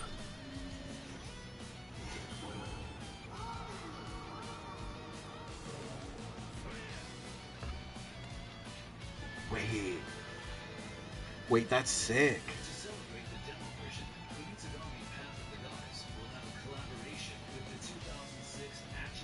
Okay. Okami fans are eating. Hold on. That's sick. Dofi still blows my mind. Bro, Dofi does damage. Especially when he doesn't even need his strings set up either.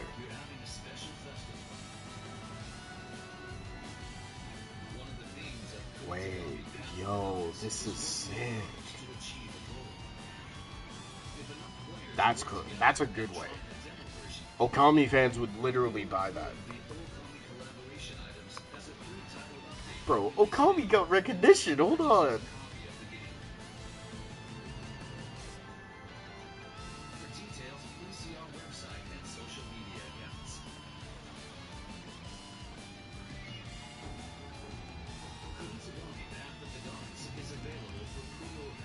Okay, hold on. We might need to play this demo. Hold on, bro. That could be sick.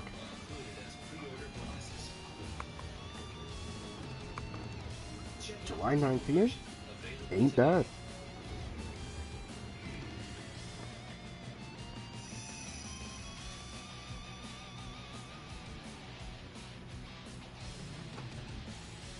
Oh.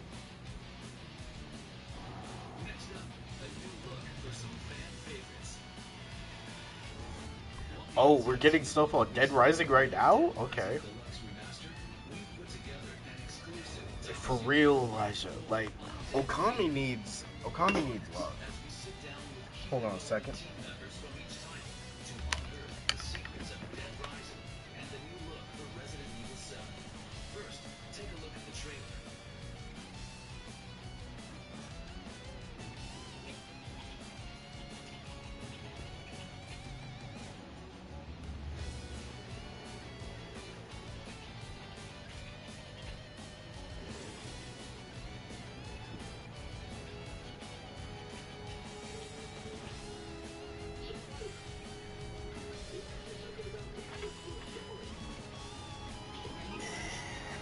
This is crazy.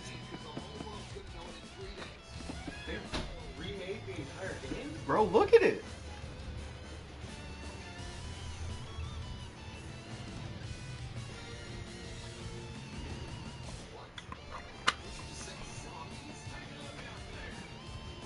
Man, this looks so much better.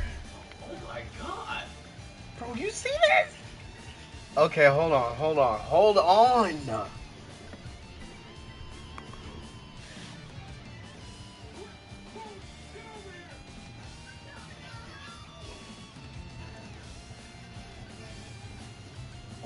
god!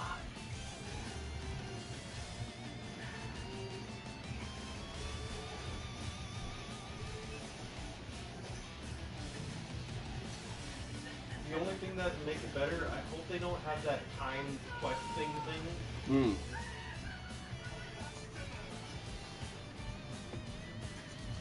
Wow. Okay, Dead Rising. I was not expecting it to look that good.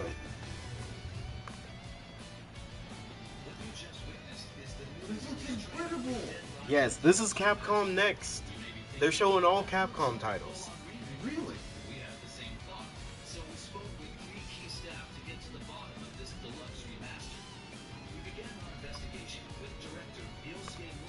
Oh, okay. Let us know. Yeah. What? Yo. Okay.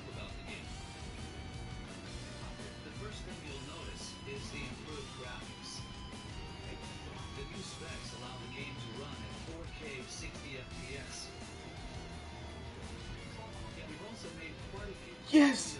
Yes. Oh, this looks so much better.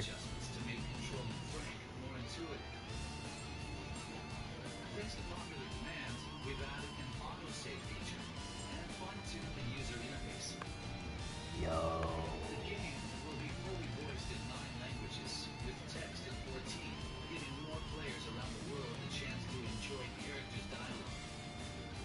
Mm.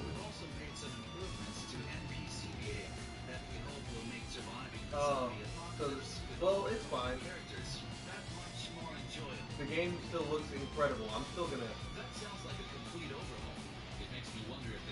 Oh. Okay.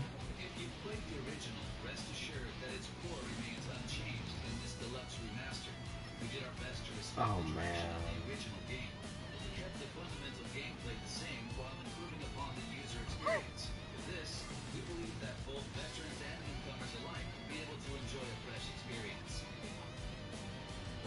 Mm-hmm. Geez, I'd give it a try.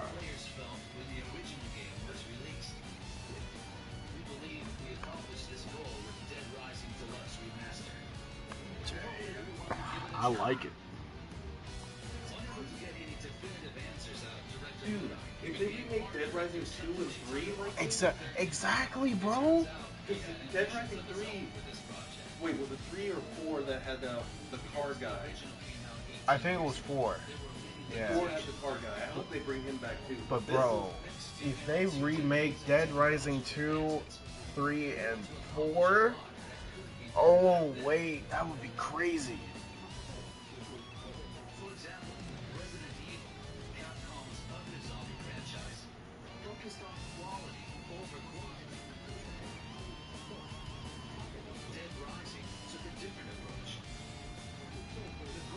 Ooh.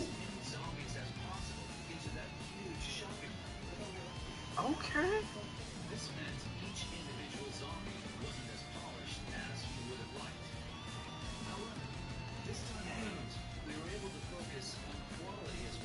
Oh my gosh.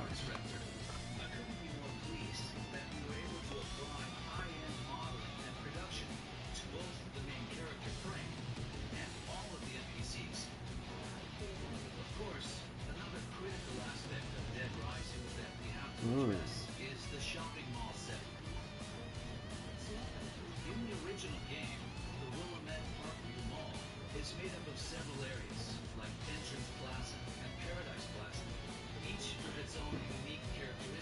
I like that. I like that a lot.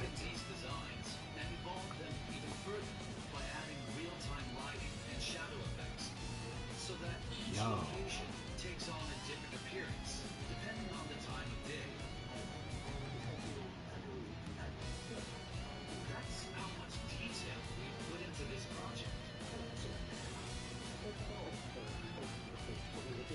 Okay.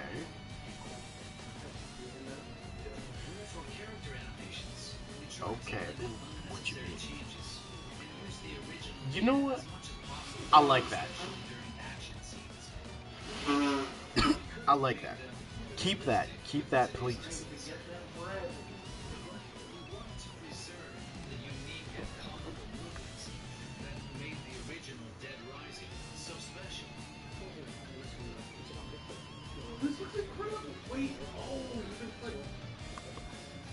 So they kept all the original movements from the original Dead Rising because they didn't want to make it too realistic.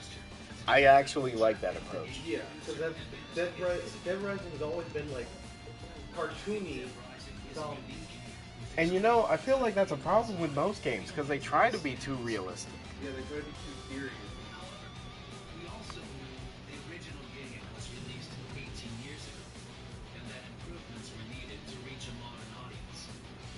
That's why we focused on improving facts. playability, in addition to overhauling Wait, graphics. This You game can use barrels to like to flip bullets? Deluxe Remastered. I guess so. Its unique game design allows it to stand apart from other zombie games. It feels fresh even today. Morimoto took a moment to compose himself before divulging something terrifying. Huh? Here at Capcom, Wait, Resident Evil 7? but this game takes it to another level. With a wry smile on his face, Morimoto took out his phone and showed it to us. And there it was, Resident Evil 7, in a form we never imagined. On a phone? Capcom was thrilled to bring its third Resident Evil title to the iPhone 15 Pro and other Apple devices. The game has been optimized greater than ever before to ensure the best There's a surprising amount of people who play phone games, so it's expected. I know, but like, But I'm they more- play it like that? Yeah. Dang. I didn't know phone games were popping like that. I mean, you know, I'm saying that, but like, that's where Bandai gets most of their money. Yeah. But dude, I gotta get myself a PS5, bro, because that Dead Rising dude looks incredible. No, that's on the list of stuff I'm getting. Well, after I get freaking Space Marines. And Did they say the release date for it? yeah, we got a release date for Space Marines. Unless you're talking about Dead Rising. Because I don't think they... Well, Dead Rising 2, I'm actually glad you told me about the Space Marines. Yeah, Space Marines has a release date. I think it's releasing in like... Hold on, let me check. inventory are now all touchscreen compatible, allowing for a more intuitive experience. The first part of the game is free to play. Resident Evil 7 13 million? to be frightful fun. Okay, If you have a Resident Evil. compatible device, we highly recommend checking it out to see what you think. Since its release in 2017, Resident Evil 7 has sold 13 million copies. Now it's available in a new form on Ooh. Apple devices. Up next, a confession from Koshi Nakanishi, the director. behind the It classic. comes out... What is that? Resident Evil was, September well, 5th? if I'm being honest, as a brand, September super 5th. off track. And For, legendary Dead Rising? director Space Yoshihiro Marines. Kawa Oh, discloses We don't have a his release date origin for of that Dead yet. Yeah. Rising. I feel like Dead Rising is the classic zombie game. It is. In the second half of the program, we'll learn previously untold stories about how the games were developed. Oh. Oh. Dead Rising Deluxe Remaster. Dead Rising Deluxe Remaster will have an emergency digital launch. What are these costumes? Xbox Series S and Steam on November 2024. Okay. The Dead Rising Deluxe Remaster Digital Deluxe Edition will Nemesis? What? costumes and mall background music, and will be available Yo, that's a crazy pre-order bonus. 19. Wait, Dead Rising fans should notice the Dead Rising they got our boy Chuck. included What is this? pre-order bonus. Pre-orders are available starting today. Man, I'm excited. Dude, if they remake Lost Planet, I will, in this graphic style, I will lose my mind, bro. You know, they have to. They have to. Bro, they have to. If they remake, wait, this is a crazy year. This is a crazy year for video games. Like, look at it. This year and next year, we got so many crazy releases. Yeah. And plus, GTA 6 is coming out next year. That's next year. I'm actually really glad that they're releasing Dead Rising Remake on this year, Yeah. because I can't imagine. And then we're getting We're getting Resident Evil too. Oh my god, bro. Jay, and anybody in the stream, like this is a crazy year for video games. Koshi Nakanishi, distinguished director of Resident Evil 7, will follow along as he shares previously undisclosed information about the game's origin. When we first started development, Resident Evil was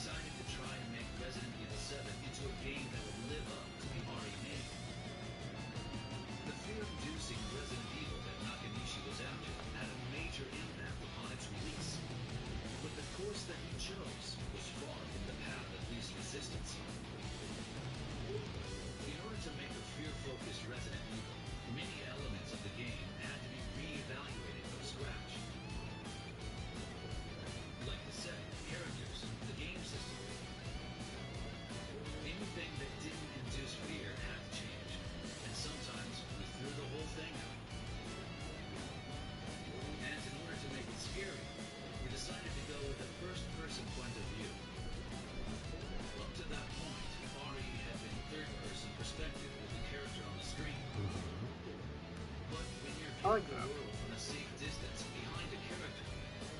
It's not as immersive and frightening. First person forces you to be up close and personal. Interesting choices.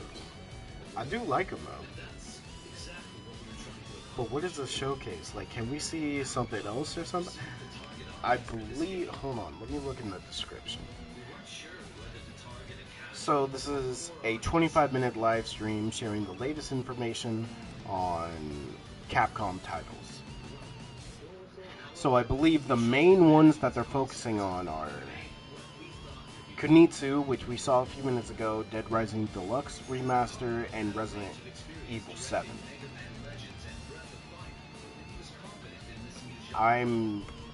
If I'm guessing, this is probably the only games that are going to be shown. Maybe Monster Hunter at the end. I would hope they show some Monster Hunter or something else. I mean, if this is the entire live stream, that's okay, but it's like, eh. We thought going in that direction would dilute the madness and unpredictability of the zombie outbreak.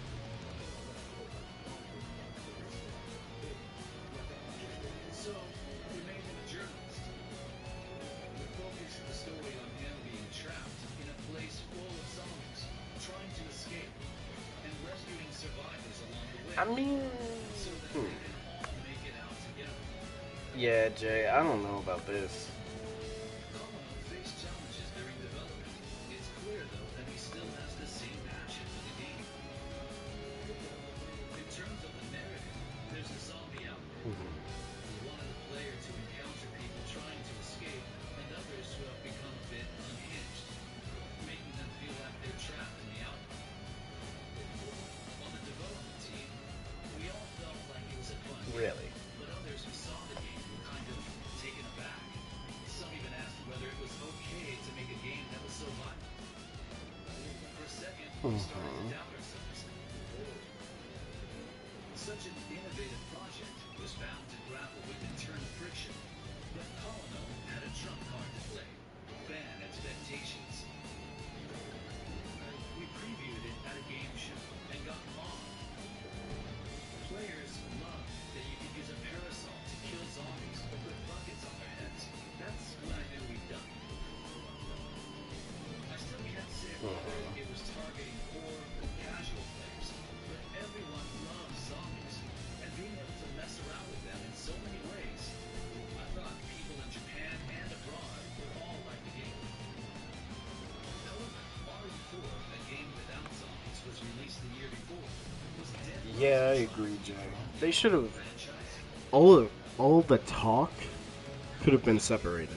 makes Dead Rising one of the classics. I guess they're trying to fill it out. With zombies, Yeah, that's probably what. But it's like you could have shown other titles. Well, at least we're getting some extra gameplay for Dead Rising. Yeah, that's good because the Dead Rising stuff. Honestly, you could have just not done a live stream and just made these separate videos. passion for the game was evident from his intensity. Shinji Mikami made the Resident Evil games, so of course they have a sense What? of giant dolls in here, walk around. But I think we really built Dead Rising with a ton of What the heck is that? Do you see this? Yeah, you get a lightsaber. clear answer to that question. Okay. In the context of He has a purse. I think it's fair to say that Dead Rising is the classic zombie game. A lot of people played the game when it first came out, but it wasn't the easiest to play. Now that it's been made a little more accessible, I'm excited for those who didn't play or couldn't finish to have another chance. Intriguing, huh? Each of the directors had different experiences, but we'd like to salute both for their innovative contributions. Oh, confirmation. We managed to draw out an intriguing bit of information from director Nakanishi. We'll let him have the final comment. We're making a new Resident Evil. It was really difficult to okay. figure out what to do after 7. But I found it. Well, To be honest, it feels substantial. at least we got confirmation of a new game. Just yet, but I hope you're excited for the day I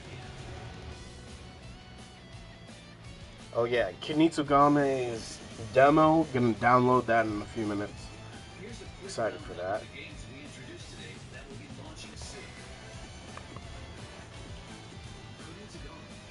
Yeah, it's not a bad showcase, but it's like you could have separated the talking.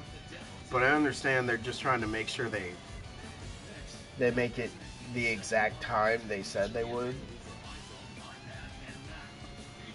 Oh, you pulled kid? Let's go! Yeah, you know what? You're right. You're right, Elijah. Compared to their competitors, Capcom is literally giving us everything we want. It's already crazy enough we got Marvel vs. Capcom coming.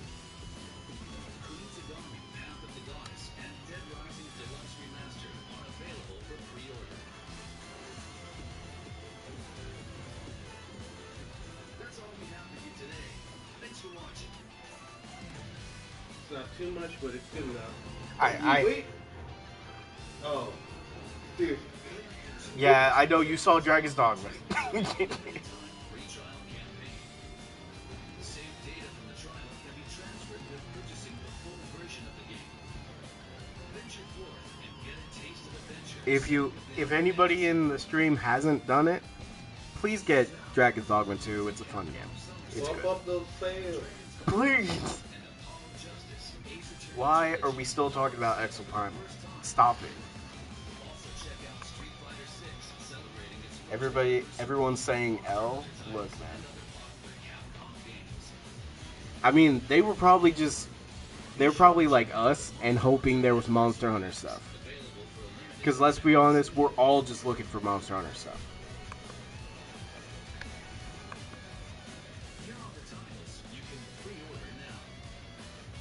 Well, that's the only time they talk about Monster Hunter. This is crazy. Well, that's that. Silver lining is at least we got Dead Rising. Yeah, Dead Rising. We got a demo for Kitsune. We also got a confirmation that there's a new Resident Evil coming. So I guess we could take away we got something. Yeah, we got some. Excuse me. Oh yeah, First Descendant is coming soon, guys.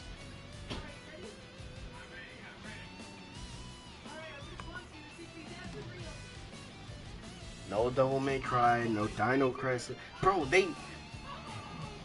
there have been so much talk about Dino Crisis lately. No Mega Man, like, come on, bro. You could have shown more. They could have shown more, but we can't just say this was a bad showcase. It was good. It's just there should have been more. Yeah, there should have been more, but it was good regardless. And we can only say borderline good because there was only information on 3 games and a game being announced.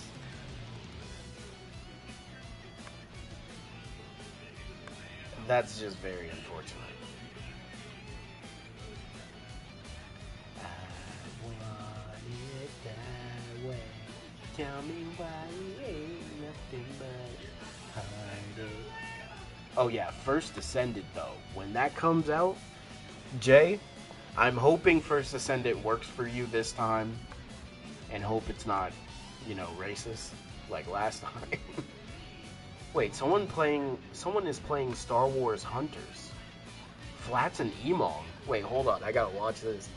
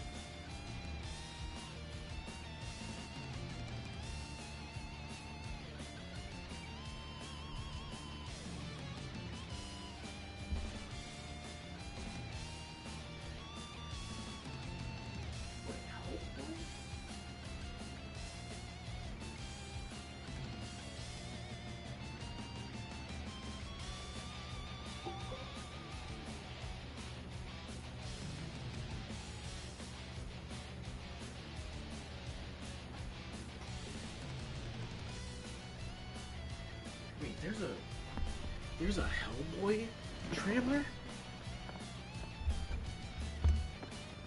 Well, why am I seeing a bunch of Hellboy trailer reactions? What is this? Star Wars Hunters is actually not that bad. Alright, let me see this.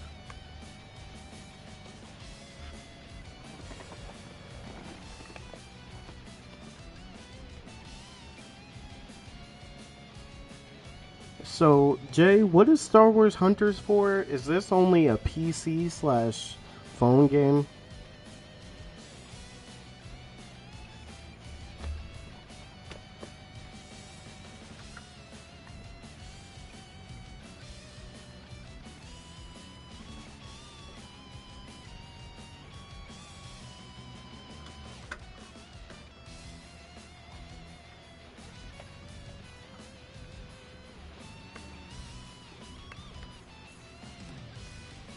I guess PC, but it's on the phone, and I think the Switch. It would be on the Switch. It looks like a Switch game.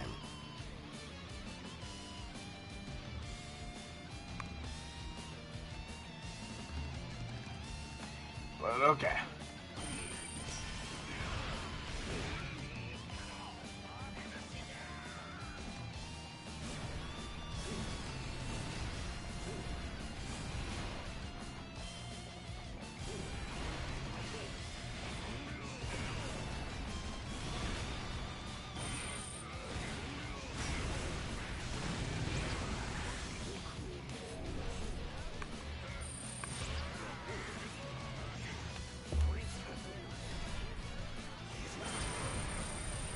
Okay.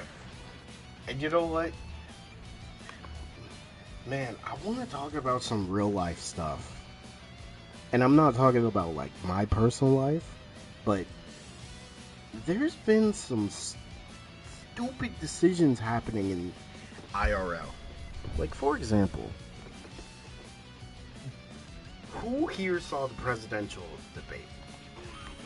I know the last time I got into politics, there was some crazy stuff that happened, right?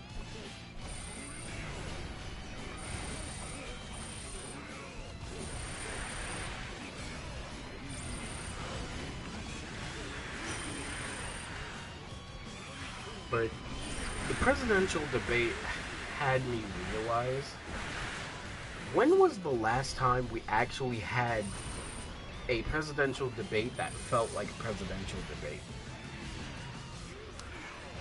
Because after looking at that, it just looked like two children.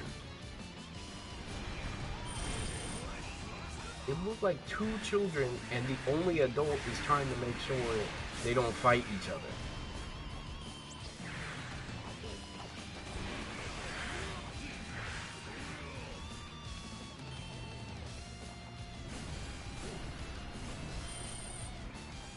Like, man, this country is screwed up in many ways.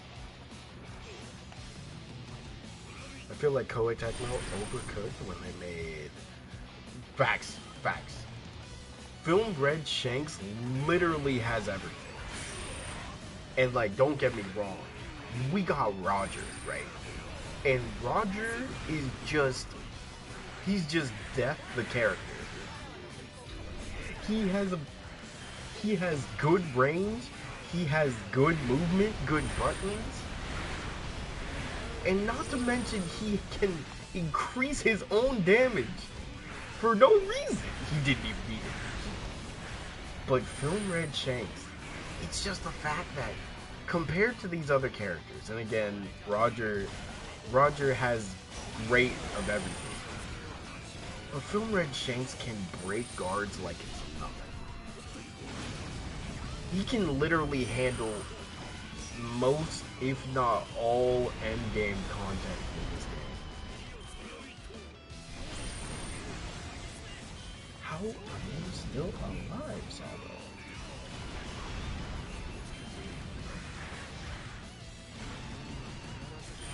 Gear 5? I feel like Gear 5 is very underwhelming.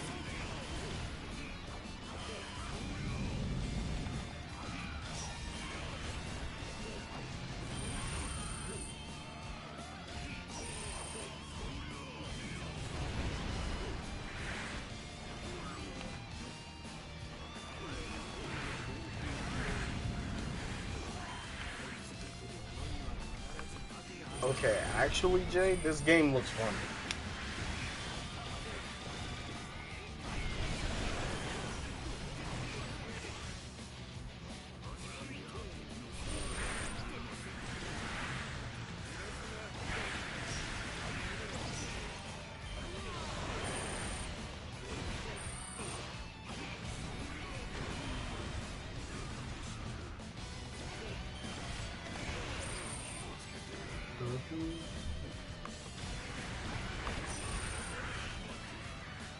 Okay, and now this one is the big one, and I was talking about it on. I was talking about it on Discord with somebody, but I'm gonna talk about it here, bro. They passed a bill, but a lot of people I know can't stop playing Gear 5. I think it's mainly because of Luffy being there, and it's not just Gear 5 by itself. Well, for me anyways. Like, don't get me wrong, I'll play Luffy, but it's like, I wish he had a different moveset. Because compared to Shanks, who is going to play Gear 5 Luffy over Shanks? Over Film Red Shanks, you know? Because Film Red Shanks can just do so much, and completely different moveset. That base Luffy's still the base Luffy with hockey effects. I'm just not a fan of that.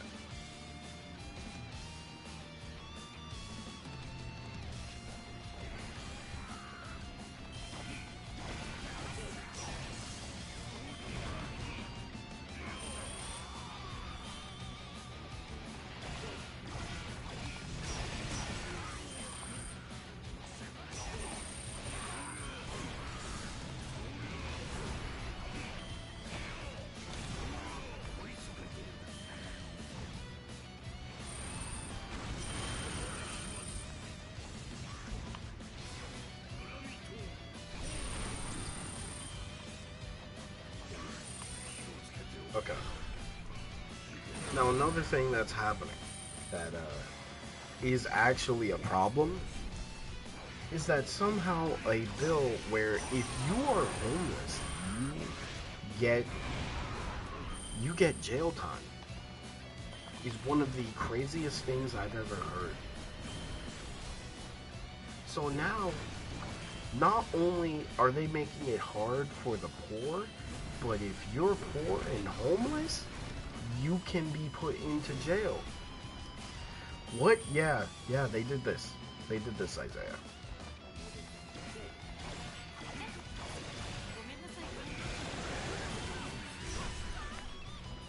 Yeah, so Shanks has not just one, but he has two Conqueror's Hockey Blast. So off rip, this is literally the number one character that benefits off of any Conqueror's Hockey ability that's in the game. Wait, but these house prices are ridiculous. It don't matter. It don't matter. Because I also, see, I was talking with a friend about this, and I brought up the question, like, what do they count as homeless? Because, for example, what about the people who live out of their car? Do they count as homeless? Or people who live in an RV for a living? Do they count as homeless? Like, what are...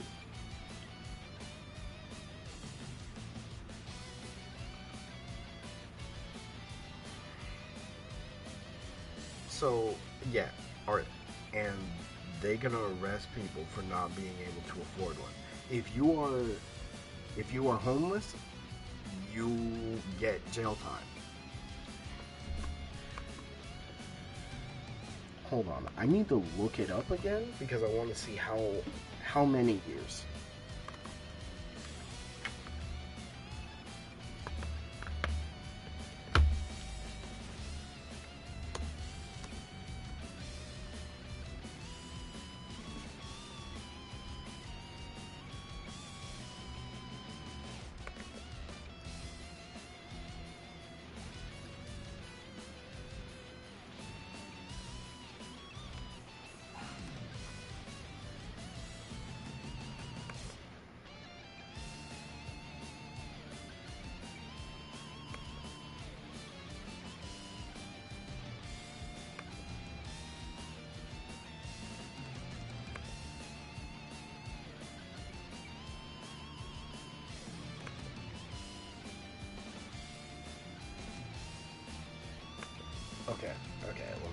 Let me read this. Supreme Court rules homeless can be arrested for sleeping in public places.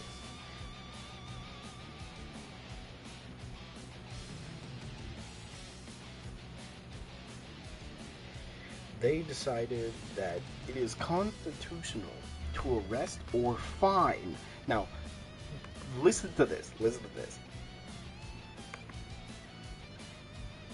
The U.S. Supreme Court today has decided that it is constitutional to arrest or fine homeless individuals for using survival items like blankets or pillows in public spaces. So offer it. You gonna fine a homeless person?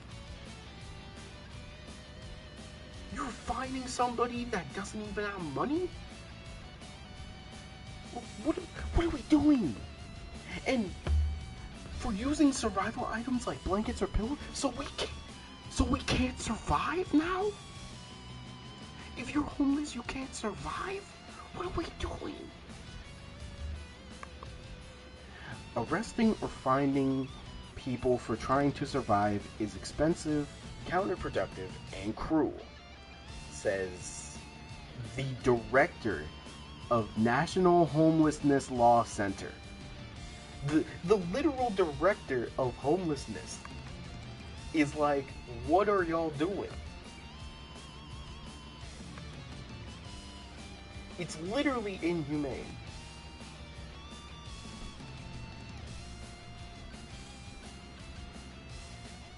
Okay, now this is just wild.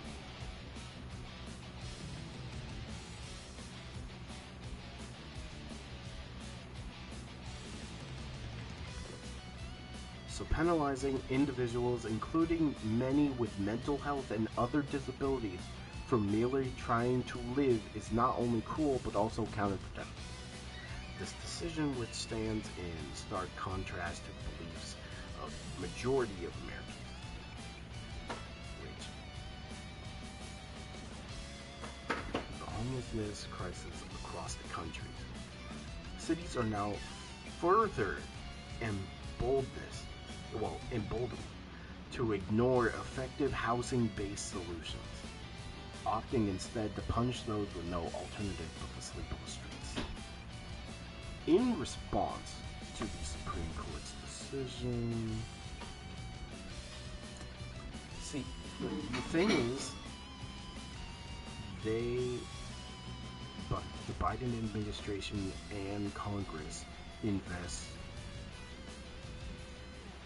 $356 billion in the next year, with continued funding in further years to ensure that everybody has safe, decent housing that they can afford. But again, this is in the next year. So that means this year we gotta deal with it.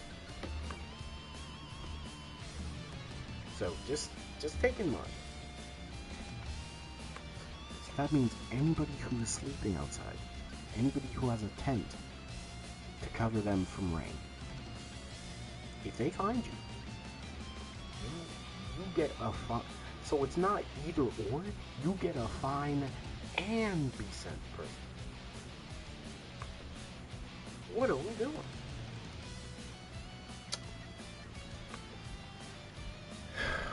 My God.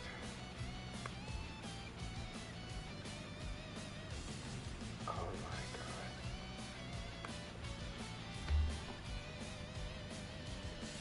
Oh wait, not only a fine, but you get a ticket.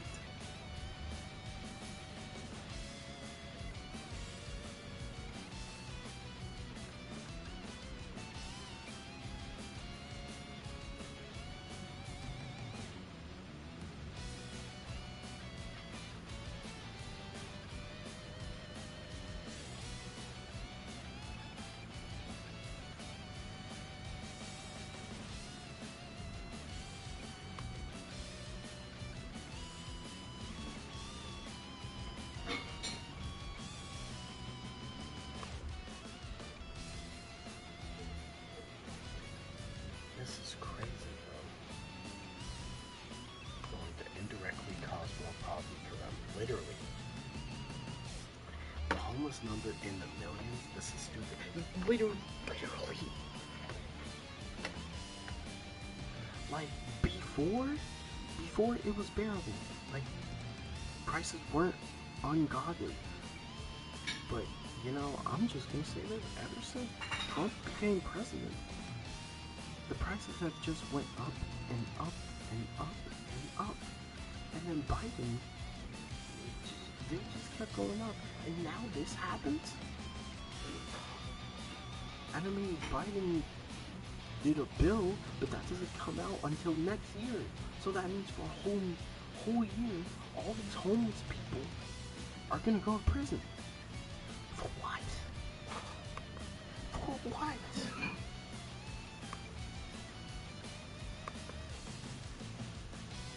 You can't even live in a society now. Like, what are we doing, bro? Hold on, I gotta look up a YouTube video about this.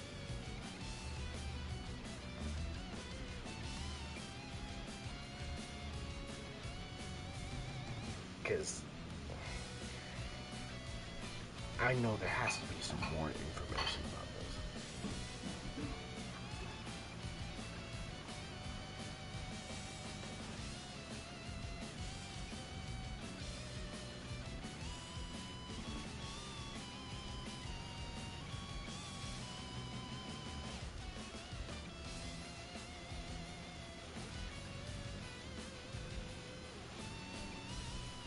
Because think about this for the long run. For people, I mean not for people, for cities. They're giving them the opportunity to really get rid of the homeless people outside, put them into prison so they can get more people to come live there.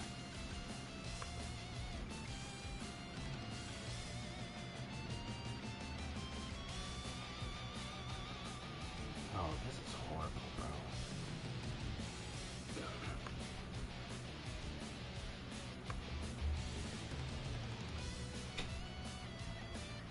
This is horrible.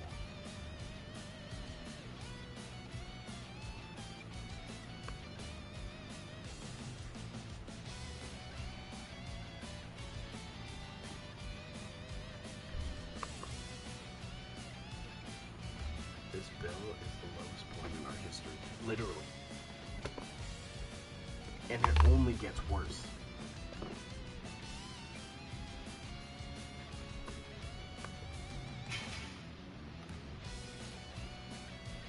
Okay.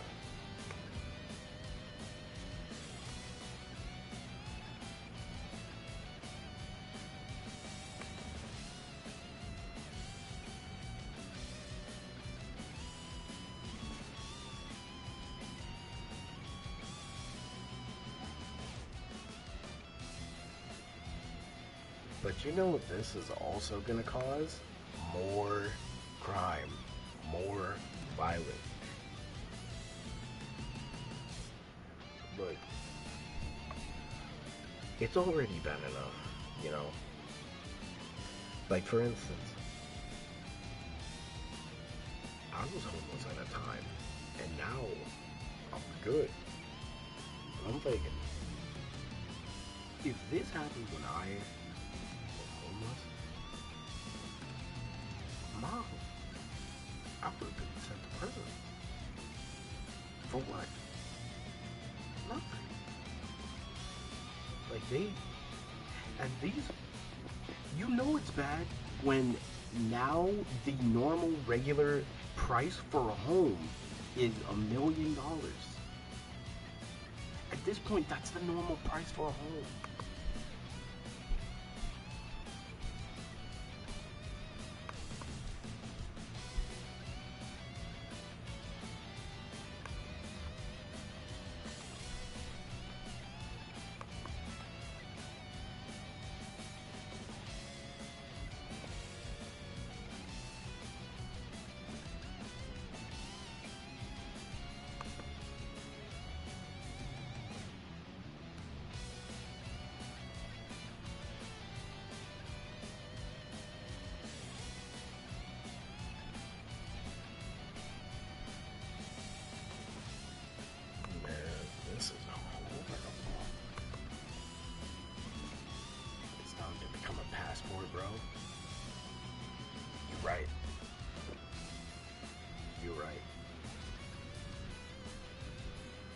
See, I've already been debating on that too, bro.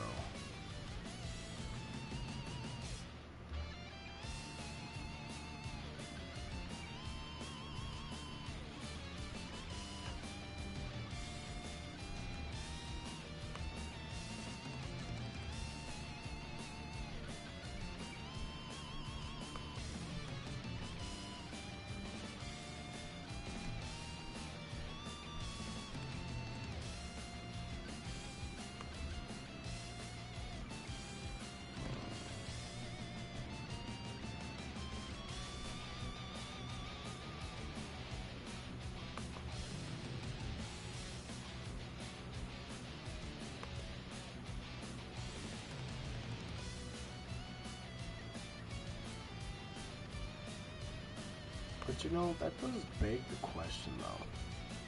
Like, I understand I'm gonna be living in Hawaii. You know what? That doesn't even sound that bad, honestly.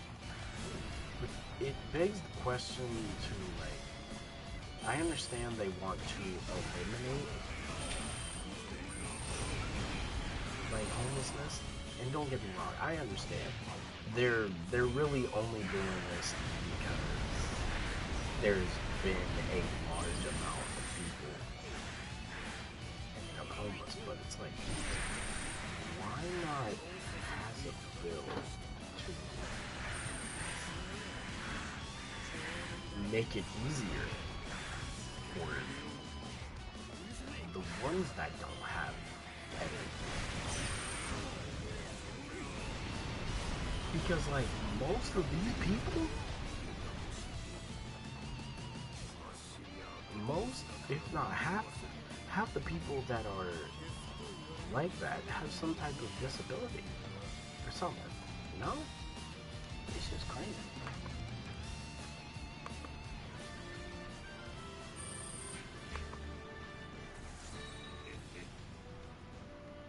Man, I was really hoping Capcom Next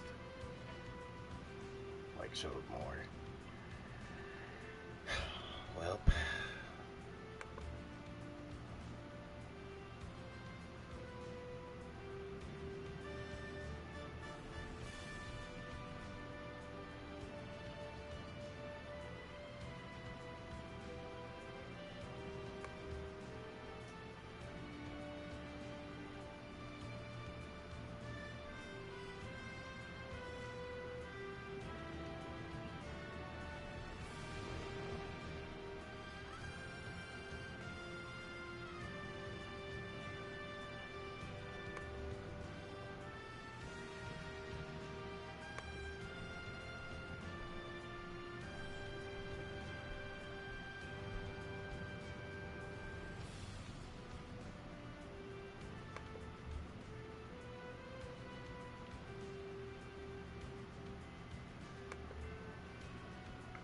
that bill won't last a year. I hope so.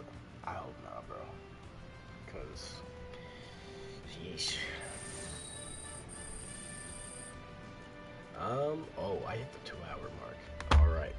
So, that's probably gonna be it for this stream. Sorry that part of it we talked about real life. It's just... it's just really good on my mind. Making this bill will become more popular for everyone included. Yeah. Because this is just going to cause more homeless people. And then they'll start asking the question, well, what is the cost for all these homeless people? Like, I don't get it.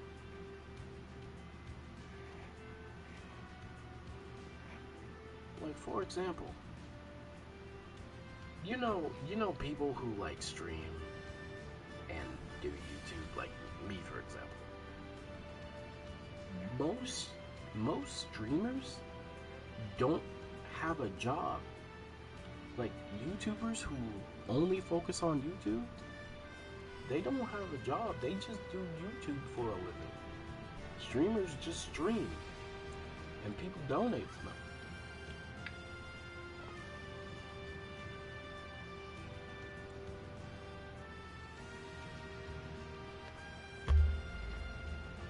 many people are not going to have that type of money. Even from a regular 9-to-5 job. Like, it's crazy. It's a hard profession. Yeah, because it's like a 50-50 if you're going to pop off or not. You either pop off or you stay where you are. Which is where I am right now. At least. On both Twitch and YouTube.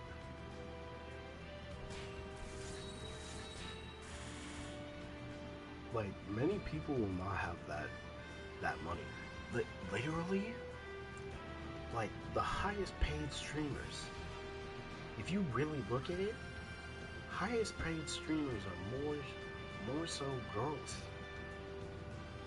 than guys. I mean, yeah, there's high paid male streamers, this is true, but female streamers make more.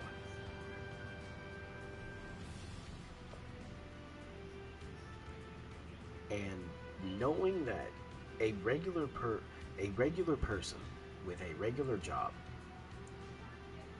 makes less than a streamer is sad to know. Because it's like, why do all this hard work when this person can just press a button, sit there, and literally do nothing, and make more money than a person with a hard-working job? It's so sad to know that. And it sucks for the poor folk. Because it's like, half of the people who are donating don't have money like that. You know? It's sad. Because most people won't make more than a streamer.